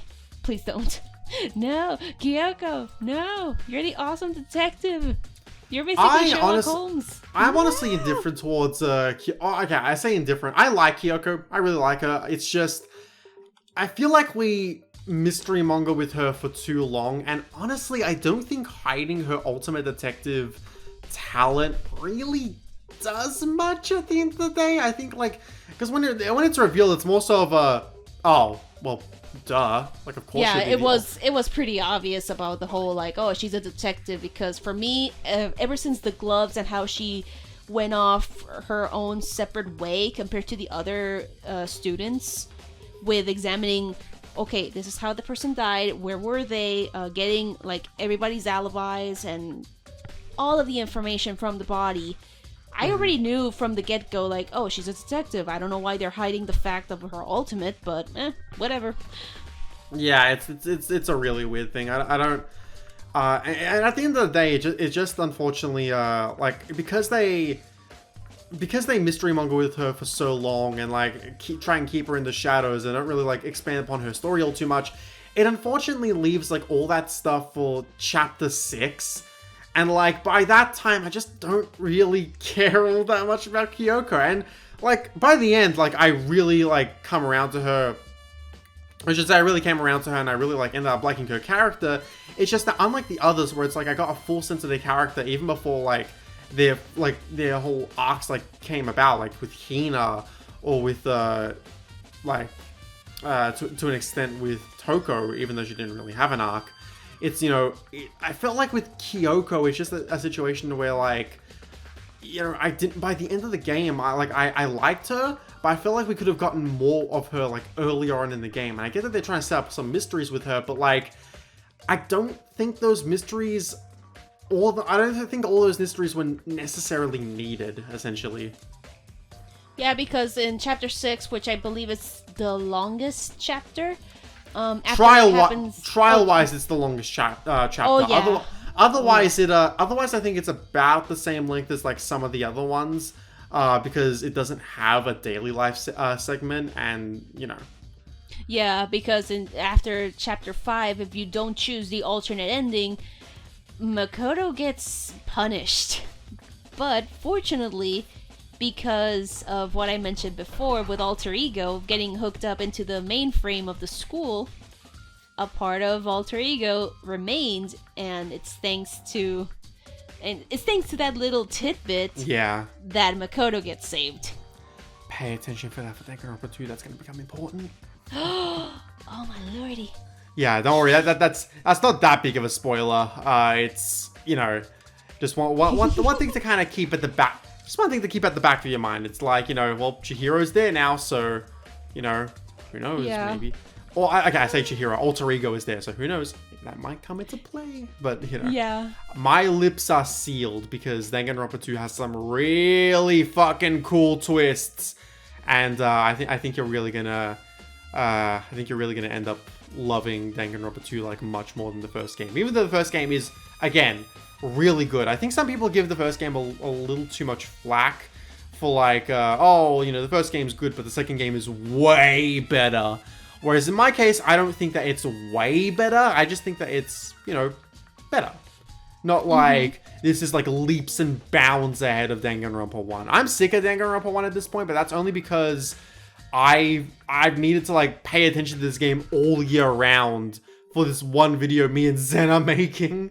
So it's like, you know, I think quality-wise, Danganronpa 2 is better, but it's not like so much better, because I think the cast of Danganronpa 1 is still very good, and like it leads to a lot of like good stories being told in the first game. So with chapter 6, after Makoto gets basically rescued by Kirigiri, Kyoko, I don't know why I'm saying her last name. Yeah, I have to ask you about that. What do you usually use for these characters? First name or last name? I usually go for their first name, like for example Makoto, but in case of Hina, I go for Hina and also Taka, because even though that's their last name, it's like a nickname. It's kind of like they still use them. I still use them in the English translation because it all depends. Because for those who don't know, Danganronpa, the first game, because initially Danganronpa 1 and 2 came out in like 2011, 2012. And they didn't initially come out in English because there were PSP games that were released only in Japan. And the first game got a complete fan translation, and that was the way that a lot of people ended up playing the game, was they played an emulated version of the PSP version that was completely fan translated. And in the Japanese version, the characters use their last names. So like for a lot of people, they end up calling Makoto Naegi, and they end up they just use the last name for most of the characters because that's what they do in the Japanese version. And the second game unfortunately did not get a full translation before the official translation came out, so it's less prominent with the second game as it is with the first game. But with the first game, you still see a lot of people like saying Naegi and Kirigiri and Asahina and what else? Fujisaki, Fukawa, Togami. You see a lot of people calling them by their last names more so than they call them by their first name. I personally like calling them by their first names more, just because it's more casual. Calling them by their last names is inherently more of a formal thing. That's why it's a common trend in Japan. So I do like that they ended up translating when they ended up translating the games. They ended up calling them by their first names. Just because I just think that works more. Especially for an English speaking audience. So, but you will notice that once you get to the dubs of both Danganronpa the animation, which is an adaptation of the first game, as well as the Danganronpa 3 anime, you'll notice that with the English dubs for those, they take more of a direct translation from the Japanese version. So in the dubs of those shows, they do call the characters by their last names. And they end up calling Genocide Jack by her Japanese name, which is Genocide Show. So, it just depends on like what you prefer. For me personally, I call them by their first names. But anyway, chapter 6. Yeah. So Makoto gets saved by Kyoko, and they go into the more secluded area of the school at night, and they find that there was this whole area that was hidden away, and not to mention they find the principal's office, which is Shock, Kyoko's father, and they find out that there was evidence that they were in that school before this whole situation happened, before the tragedy, and 2 before the whole amnesia took over, which is one of the clues that you get in this chapter to figure out, okay, what the heck happened. We have pictures, which is the motivation of they gradually give us pictures across the game, and it's always of the people who have already died. So it's trying to like make you believe that, okay, like, are these people, is this like some kind of heaven? Like, because these are all like so kind of bright like Angel and Beats. cheery. Similar to Angel Beats, but with more murder. like they're just are they just in some kind of like sanctuary? I actually did see some fan art where it's like where the dead students are like having to like they're putting on a show that they're dead and they're not actually dead, and I'm like, man, if only that could actually be the case. I found it really curious how with each person, everybody got a picture, but there was one person missing, and that would make them very, very cautious about the others, thinking like, oh, this is the mastermind or whatever. I really can't recall the detail, but I do remember the picture. And there was another curious... Yeah, real convenient for Junko that she was able to find she was able to find like 6 exact pictures. I think it was like between like, I don't know if everyone got a picture, but she was able to find that amount of pictures that had everyone in the class except for those specific members that that ended up getting the picture. Real convenient for Junko, but like honestly, I don't care about conveniences and plot holes like that as long as it leads to a good, like, unless it doesn't hurt the plot too much, and as long as it leads to something good and like good plot relevance, and it does. It very much does, because I think the twist that they all got amnesia was a really good one. Usually amnesia plots aren't all too good. They end up being really cliched, and they don't really add a whole lot other than to like either pad the story out or just be used as like as a convenient plot contrivance, or not contrivance, but a convenient plot detail. But in this case, I really like the Amnesia Plot. I think the Amnesia Plot was really handled well. It's one of the few Amnesia Plots that I actually like. Yeah, and also if you see the pictures, you actually get to see that how convenient it is for Junko's face to be covered. Yeah, it's a real fucking convenient. Like, real convenient for, like, certain students to be missing, as well as for her face to be covered, you know, across the entire thing. I think my favorite one is the one where, like, they're at the pool, and she just gets fucking a fucking a splash full of water. Yeah, it was very cool, and not to mention, before that, we actually get access to a certain room where you get to see where Monokuma is always at whenever he gives out, like, the morning and nighttime, what's the word I'm looking for? The announcements, like, oh, it's 10 p.m. Everything's gonna close. Yeah, so they're like to your room. nighttime announcements and stuff. Yeah, and also a body has been discovered. Because every time he's like, hey, a body has been discovered, start doing your investigation before the class trial, and you get to go to the room that he's always been, not to mention see the room behind that, which is the control room, where you get to see where everything is being controlled. Oh god. Then we get the big reveal. Once we get to the information. We get the big reveal that it was Junko all along, and we find out that the world is fucked up on the outside. And I think my favorite thing from when I played this game with my friend, and I want to see his reaction to everything, is when when the pictures are coming up showing, like, the riots on the outside, and, like, the Monokuma, like, pyramid, and, like, Monokuma, like a giant Monokuma, like, knocking over a building. A freaking kaiju. Yeah, I will never forget this for as long as I live. Freaking my good buddy Ross, who's actually been on the channel before, he ends up just, like, yelling out, "Monokuma did 9/11," and I'm like, no. And I'm like, I lost it at that moment. I'm just like, oh my god. I'm never gonna forget that. Just, like, him saying that, it was such a great moment. Oh god. What still, like, astounded me is that basically Junko, when she reveals herself, it's like she goes in between, like, so many different, not necessarily personalities, but, like, facets of herself, because since she is the ultimate fashionista, she has to basically change herself to be I want to really say personality, but it's like, oh, be joyful, be very morose, or be, like, the more prim and proper teacher to this very pompous and British posh person.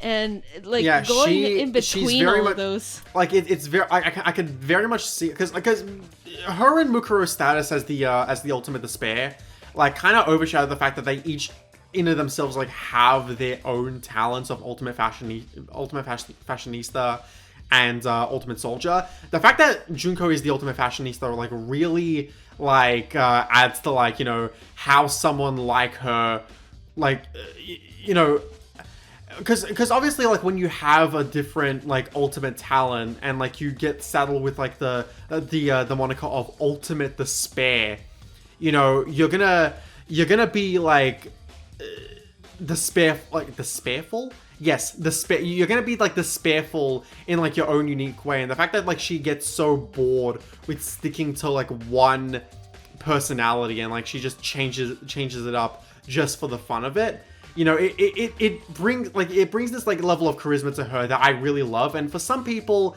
it's too cartoony. For the big bad of the game, it's a little too, like, out there and silly for, like, this mastermind to be. Personally, I love it. I think that it's exactly the kind of character you need to, like, you know, contrast with, like, all this, like, fucked up, you know, shit that, like, she ended up doing. But yeah, like I say, it's just very interesting to, like, see, like, how a certain character who's, like, this, a certain character who has, like, this talent, you know, works as an ultimate despair.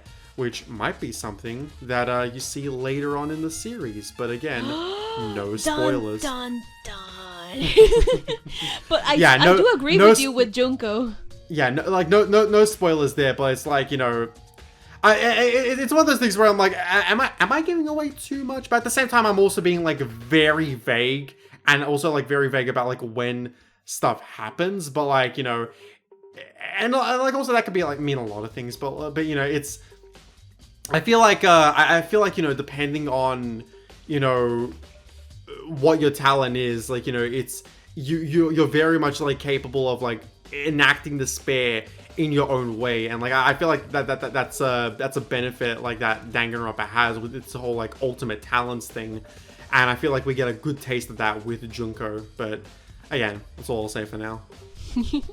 Yeah, but in terms of like people calling her too cartoony, I'm like, it makes sense with Junko. Like you said, she is so bored with sticking with one facet of herself that she just switches back and forth, like I mentioned before, like from the morose and the very posh British person with she even has a freaking crown when she goes posh, or when she goes all like the prim and proper teacher, she has the glasses and the clipboard, or when she's all sad, she has like the mushrooms growing out of her hair. I love in one of her later appearances because we see more of Junko later on, which is not a spoiler because I don't know why they do this. Like they heavily promote Junko now, even though it's a mass. And I know she's a popular character, but they heavily promote her character now for shit where it's like, guys, like it's a spoiler for the first game. It's like. I know that she's a popular character, but it's like, come on, guys. But in one of the future games, like, I love, like, she has, like, a freaking, like, chipmunk kind of voice where she talks like this with, like, a chipped tooth. And it's like, yeah, I love it. I love her, She's crazy, and she's fucking, and she's a psychopath, but I love her regardless. Yeah. I really do also like how after she is like explaining everything, like, oh, this happened and blah blah, and now you're all gonna feel despair. She makes exposition dumps fun.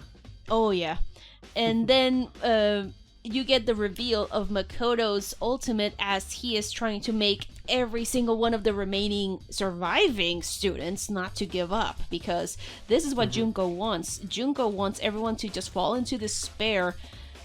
But Makoto's not having any of it.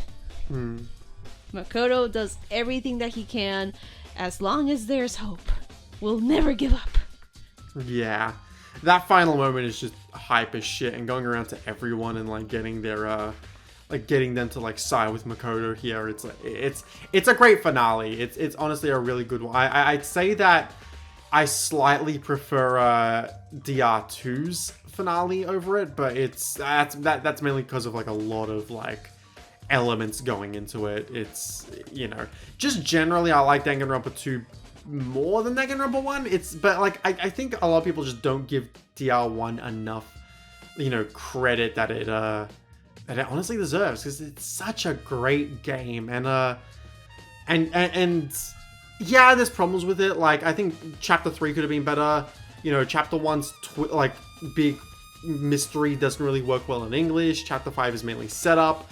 But overall, I think the game just hits way more than it misses. And, like, its characters are fucking terrific. We haven't even talked about Byakuya. He's the one character we've kind of, like, dodged throughout the podcast. Yeah. Well, he's kind of like the dick. He's like, if oh dang, I'm flipping on his name. Tamaki Suo from Ouran High School Host Club was a dick. Yeah. As if he were like who is he again? Raised... I only ever watched like half of Ouran. Who is he again? I really do. I do recommend Ouran High School Host Club. Except for the one voice actor who voices Tamaki in the English dub, because he is an awful human being. Is he the blonde hair douche from Ouran? Yeah. I remember that was the one character who I didn't really like, because he was like, oh, you're a girl, you shouldn't be acting like this. And I was like, get fucked. Like, I was like, get piss off. Well, he is a gentleman, and not to mention he has like kind of like the stereotypes in his head and blah blah, but he is voiced by an awful human being in the English dub. But yeah, that's Tamaki Suo. Byakuya gave me like Tamaki vibes, but with kind of more leaning towards Seto Kaiba from Yu-Gi-Oh! Yeah. Because he is a dick. He treats Toko very badly, despite her being like, "Oh my god, yeah, senpai," and he's like, "No, go away." That's one part about the about Toko. I also don't like how Byakuya starts to take advantage of her, which, he starts to take advantage of her, and like it turns into like a pretty abusive relationship. And they run that joke into the ground, and that's basically used in place of any actual arc for Toko, and it kind of got on my nerves. It's like, trust me, like, Toko is much better in Ultra Despair Girls. Once you get to that game, you'll notice just how much better she is.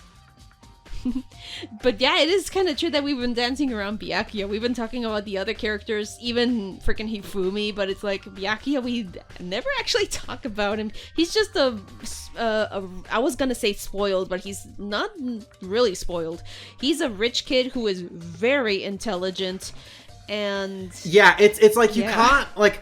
Unfortunately, you can't really insult the dude all too much, because as much as you want to call him like a spoiled brat, he isn't really. Like, he's stuck up and an asshole, but he's also someone who worked his ass off to get to the point he is. Like, he wasn't handed anything. Like, he fought tooth and nail and crawled his way away from the bottom to get to the point where he is. Say what you want about him, but he earned his position.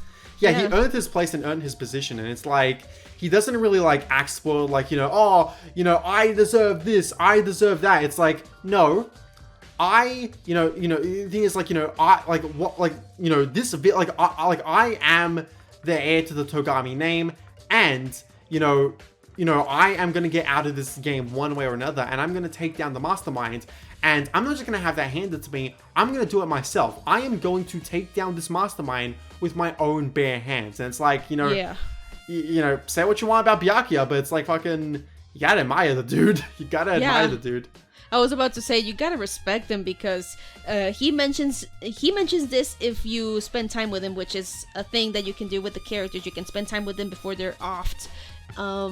You get to learn more about him, and how, typically the Togami leader or whatever, like the heir, who then has to produce heirs, he gets to basically boink around, and then, okay, all of the kids that I produced, all of you basically fight for the title.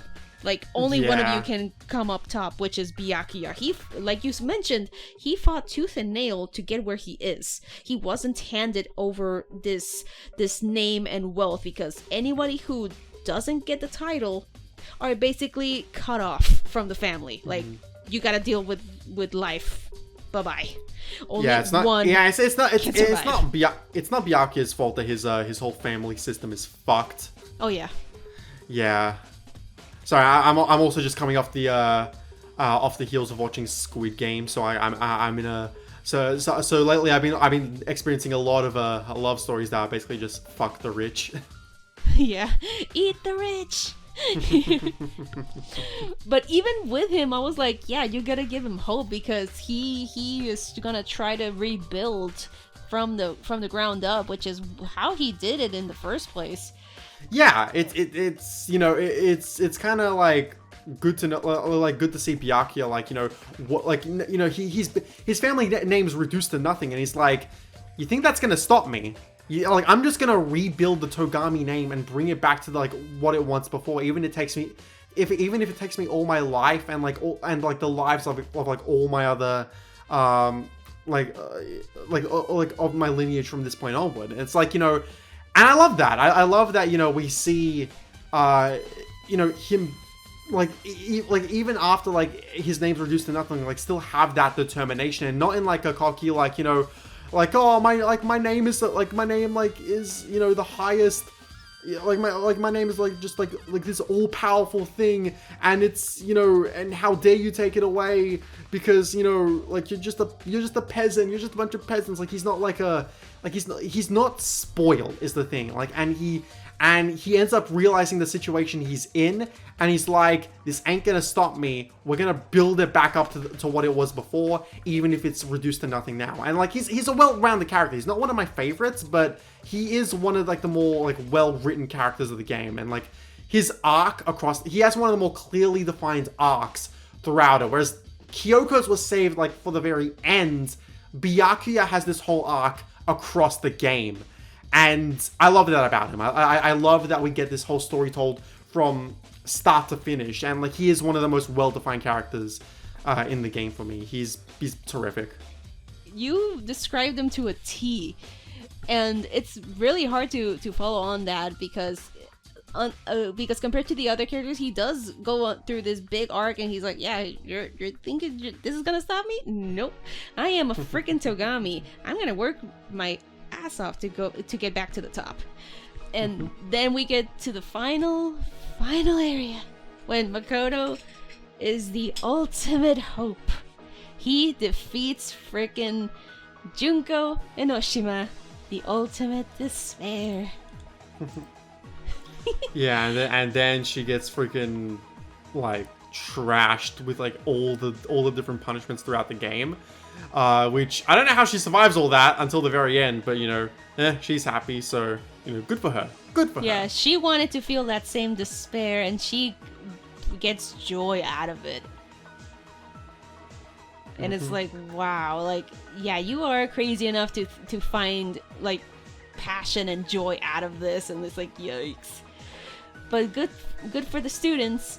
They finally get their freedom, because even Junko said that, hey, you can stay here if you want. Like, you just gotta say the word, or else if you kill me, everything is gonna shut down in this school.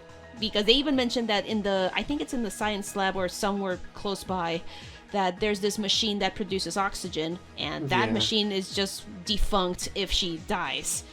Even the food, I think, even like starts to no longer be like self maintaining or whatever. I really cannot remember the detail about the food. I just know that it's just like there for if you want to. She just unplugs the fridge. She's like, now you'll never be able to fucking like refrigerate your food.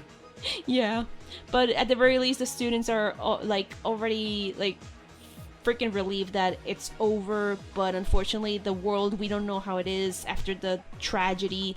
But this is not gonna take away their hope. They just go in stride with smiles on their faces, finally free of the freaking like horrible events that they had to go through in the school. Yeah, and go out into the sunlight. And we get left with a big cliffhanger at the end here, where it's like, they go out into the sunlight, which I think is honestly fine. I think you can. Zen doesn't really like that. We get left on like this big of a cliffhanger, where it's like, oh, well, what happened? Like what happened after that? Like what happens to them on the outside? And it's like, I honestly think it's fine, because like it works as like a self-contained story, like just in case we never did get a sequel. Yes. And I can understand someone being like frustrated at like, not like every single detail being explained. But, that's something that I feel like, is not superfluous, but it's like, it's not as important of a detail as, just the actual story itself. And like, I know that there's a big divide when it comes to people in regards to that. I'm honestly someone who's completely fine with that. And we end up getting explanations for everything down the line anyway, so I'm perfectly fine with where the game sits by the end of it. Same here. It's kind of like with the first Kingdom Hearts game before we got confirmation of a sequel, how it's still like a very tightly wrapped up game. You get to fight the big bad, you get to to basically revive your island and get Kairi safe. Unfortunately, Riku is trapped basically in the heart of darkness in those doors. But then you see Sora, Donald, and Goofy being like, well, now what do? We finished the thing, and it's like, oh, we gotta go find Riku and King Mickey. But what about the door to the light? Like, it's kind of like that little cliffhangery moment where it's like, if there's a possible sequel, well, this is like a little stinger, but at the same time, it's like a very nice way, because the rest of the story is very tightly knit. if you really think about it. And then we get Kingdom Hearts 2, which also had a very tightly knit story with Chain of Memories and the first one, of course. But then you get like that little moment at the after credits scene where it's like, oh, Riku, Sora, and Kairi get this message from King Mickey in a bottle, and they read it, but we don't get to see what's written on it, which was quote unquote like what would lead into it was Dream Drop Distance, because it was after the events of Coded, but that was way after the fact. It's like, oh, if there's a possibility that there's a sequel, this is where it ends.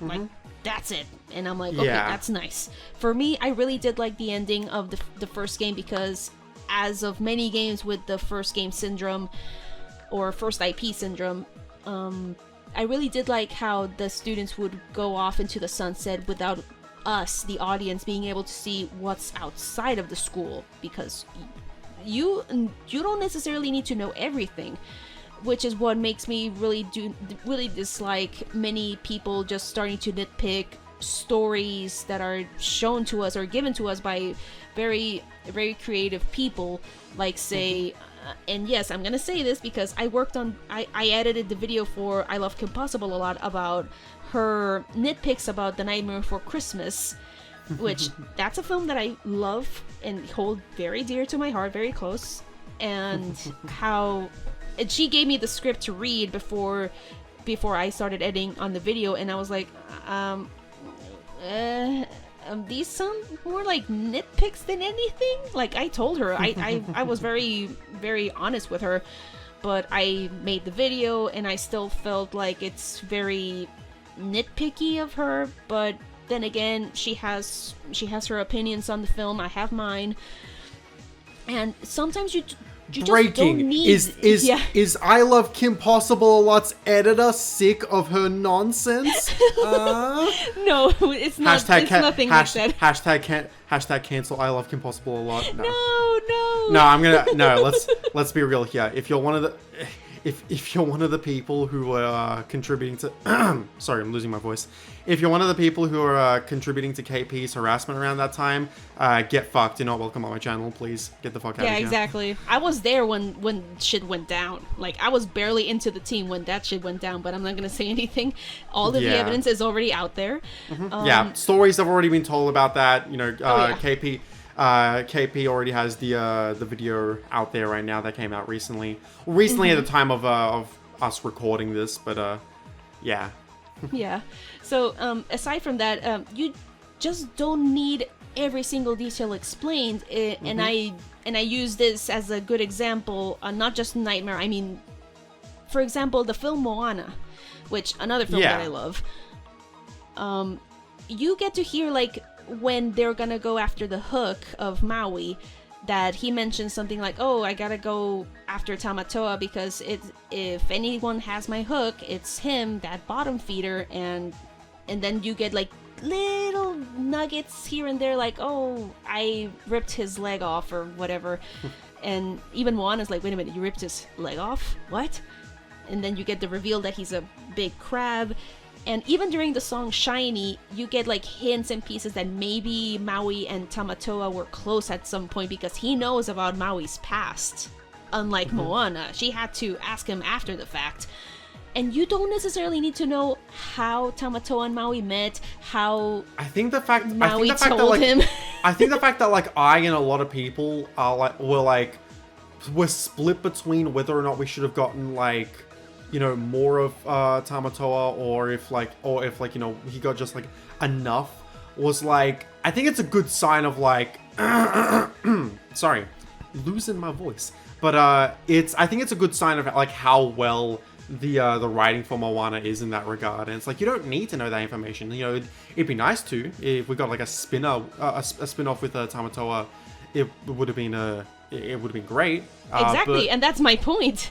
Because unfortunately, if we do dive into all of these details, the film would basically like spiral out of control in terms of story. Yeah, you need focus. And also focus. Which is why I really do appreciate the fandom just basically taking charge of that segment. They go with their ideas and they develop those stories, and it just adds to to the wonder and awesomeness of the film. Same with Nightmare Before Christmas, which for me it's very tightly knit. There's problems here and there, yeah, even me as a fan, but I still love it all the same, which is why whenever there's like, for example, it has 2 video games, the prequel and the sequel. Their stories in of itself, I don't consider it canon, but it's still like a fun little thing, which is still fanficky because it is fanficky. Yeah, I've recently just been going through all like the Mass Effect games. For as much as I love Captain Anderson, it's he has like an entire backstory to like him on his own. And like he has his own story, but we don't dive into it because he's not a part of our squad. He's a character there with his own history that is there to like mentor and like and offer advice to Shepard. If you want to know his story, then I also know he has his own like spin-off novels, if I remember correctly. Oh yeah, I think it is a comic. Yeah. Yeah, and it's like you don't need like every single character or every single plot line to be as fleshed out as like the majority. I think that there's certain characters in a piece of media that like should get certain development, especially if you're going to focus on them, but otherwise I don't like when it comes to certain characters, like it's you gotta know who to focus on and who to like leave as is, because a story that tells like that shows off every single character with like the same amount of development, like it's unrealistic thinking. Yes, it is. Hence why I don't think necessarily you need to know everything. It's kind of like with the ending that I find it fine as it is with the characters going off into the sunset without us knowing what's gonna happen, because that's up to interpretation. Then we got that stinger with freaking Monokuma being like, "Hey, I'm not dead," which I found really funny. I'm very glad and I'm very happy that I stayed watching the credits, because I was like, let's see if there's something at the end. And then I saw that and I'm like, yeah, you little shit, I knew you were gonna be alive. Because hey, sequels. Yep.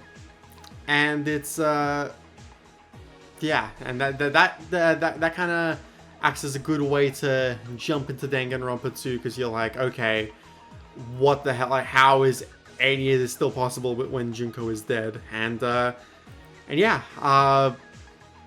for sure I'm gonna you bet your ass I'm gonna call you back once you finish Danganronpa 2. Hopefully it's soon, even though I barely started the game, and not to mention I'm having a group of friends voice acting the character so that we can basically have it quote-unquote faster, because I did try to record the first game by myself, but since it's very long, not to mention there's a lot of text and a lot of characters, that basically almost destroyed my voice, and I was like, yeah, I'm not gonna be able to do this. Maybe just go with the flow with the game. Yeah, and, are you playing it? Are you like playing on Twitch or something? Oh no, unfortunately no, because there's a lot of like interruptions in my life, which makes me not be able to do Twitch, which I really want to, but life gets in the way, and so I can't. So that's why I have to record and then upload them onto my YouTube channel. Which is gonna be what it's gonna be with Rosen and I and another group of friends who are dubbing the characters for me so that my voice doesn't get restrained. We are a bit behind because again, life interrupts the segments, but it's still pretty cool. I wonder what's gonna happen for the trial of the first chapter, because it was a doozy. Yeah, for sure. And oh lordy, I really wonder what's gonna happen, because this is another game where I'm going in extremely blind. I know that Twitch doesn't want us to use the word blind react or blind playthrough, because I really do not remember why the reason, but it was like insensitive. Wait, what? Or something. I remember reading something about that Twitch doesn't allow blind playthrough as a description or something. It's just like first playthrough, and that's how you gotta say it. That's stupid. Wait, we've been using blind all this time for the fucking Fate Stay Night streams. Oh shit.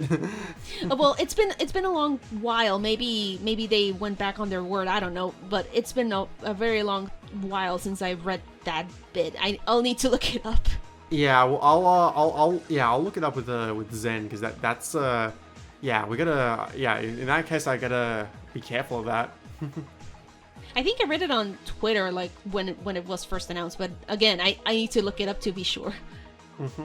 Yeah.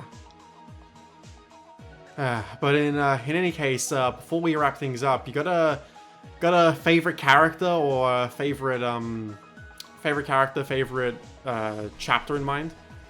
Well, I really, for some reason, I do like how the overall like chapter about Sakura was revealed and how you had to investigate everything to make sure that her death wasn't done in vain, because that's like the tipping point for all of the characters. Yeah. My character, aside from Sakura, because I mentioned a lot how I love Sakura, I really do like Chihiro despite what happened. And I'm like, I wanted to protect Chihiro so badly. I even asked Rosen, like, hey, are the deaths randomized or is it scripted? And he's like, scripted. And I'm like, oh no. It's funny that you say that, because Danganronpa's prototype, Distrust, was going to have like different characters die depending on like your act, like depending on like, you know, I don't know if it was RNG or your actions or whatever, but like, yeah, it was gonna have like different characters die depending on like, you know, the game itself. I'm glad they went the way they did, because it allows for like a more cohesively told story, but you know. Yeah, because even when it's randomized, it would be a little bit, it would be a little bit unfocused, if I can even use the word, because if it wasn't scripted as it is now, it would have taken forever for everyone to see like, oh, everybody how they would die, or depending on your choices, you might get some repeats. Unlike Mass Effect, which is still scripted, but you can still like manipulate certain segments depending on your choices. Yeah. And so I take it, because I was gonna ask like best boy, best girl, but I take it like Chihiro and Sakura. Yes. That? Yeah. And also worst boy, Hifumi. I hate him. Oh, for Kick sure. him in the teeth. Yeah, for me I'd say best boy Chihiro, and best girl would be Hina for me. Hina is so good. I really liked her, and like how she's like the ultimate what was it, swimmer, I think? Yeah, ultimate swimmer. Oh yeah, I love swimming myself, and not to mention her love for donuts. I have a friend, Gomer, who has this gif of Hina with like this confused / concerned face, and she's just like eating away at a donut, and oh god, it's so cute. I love that gif so much.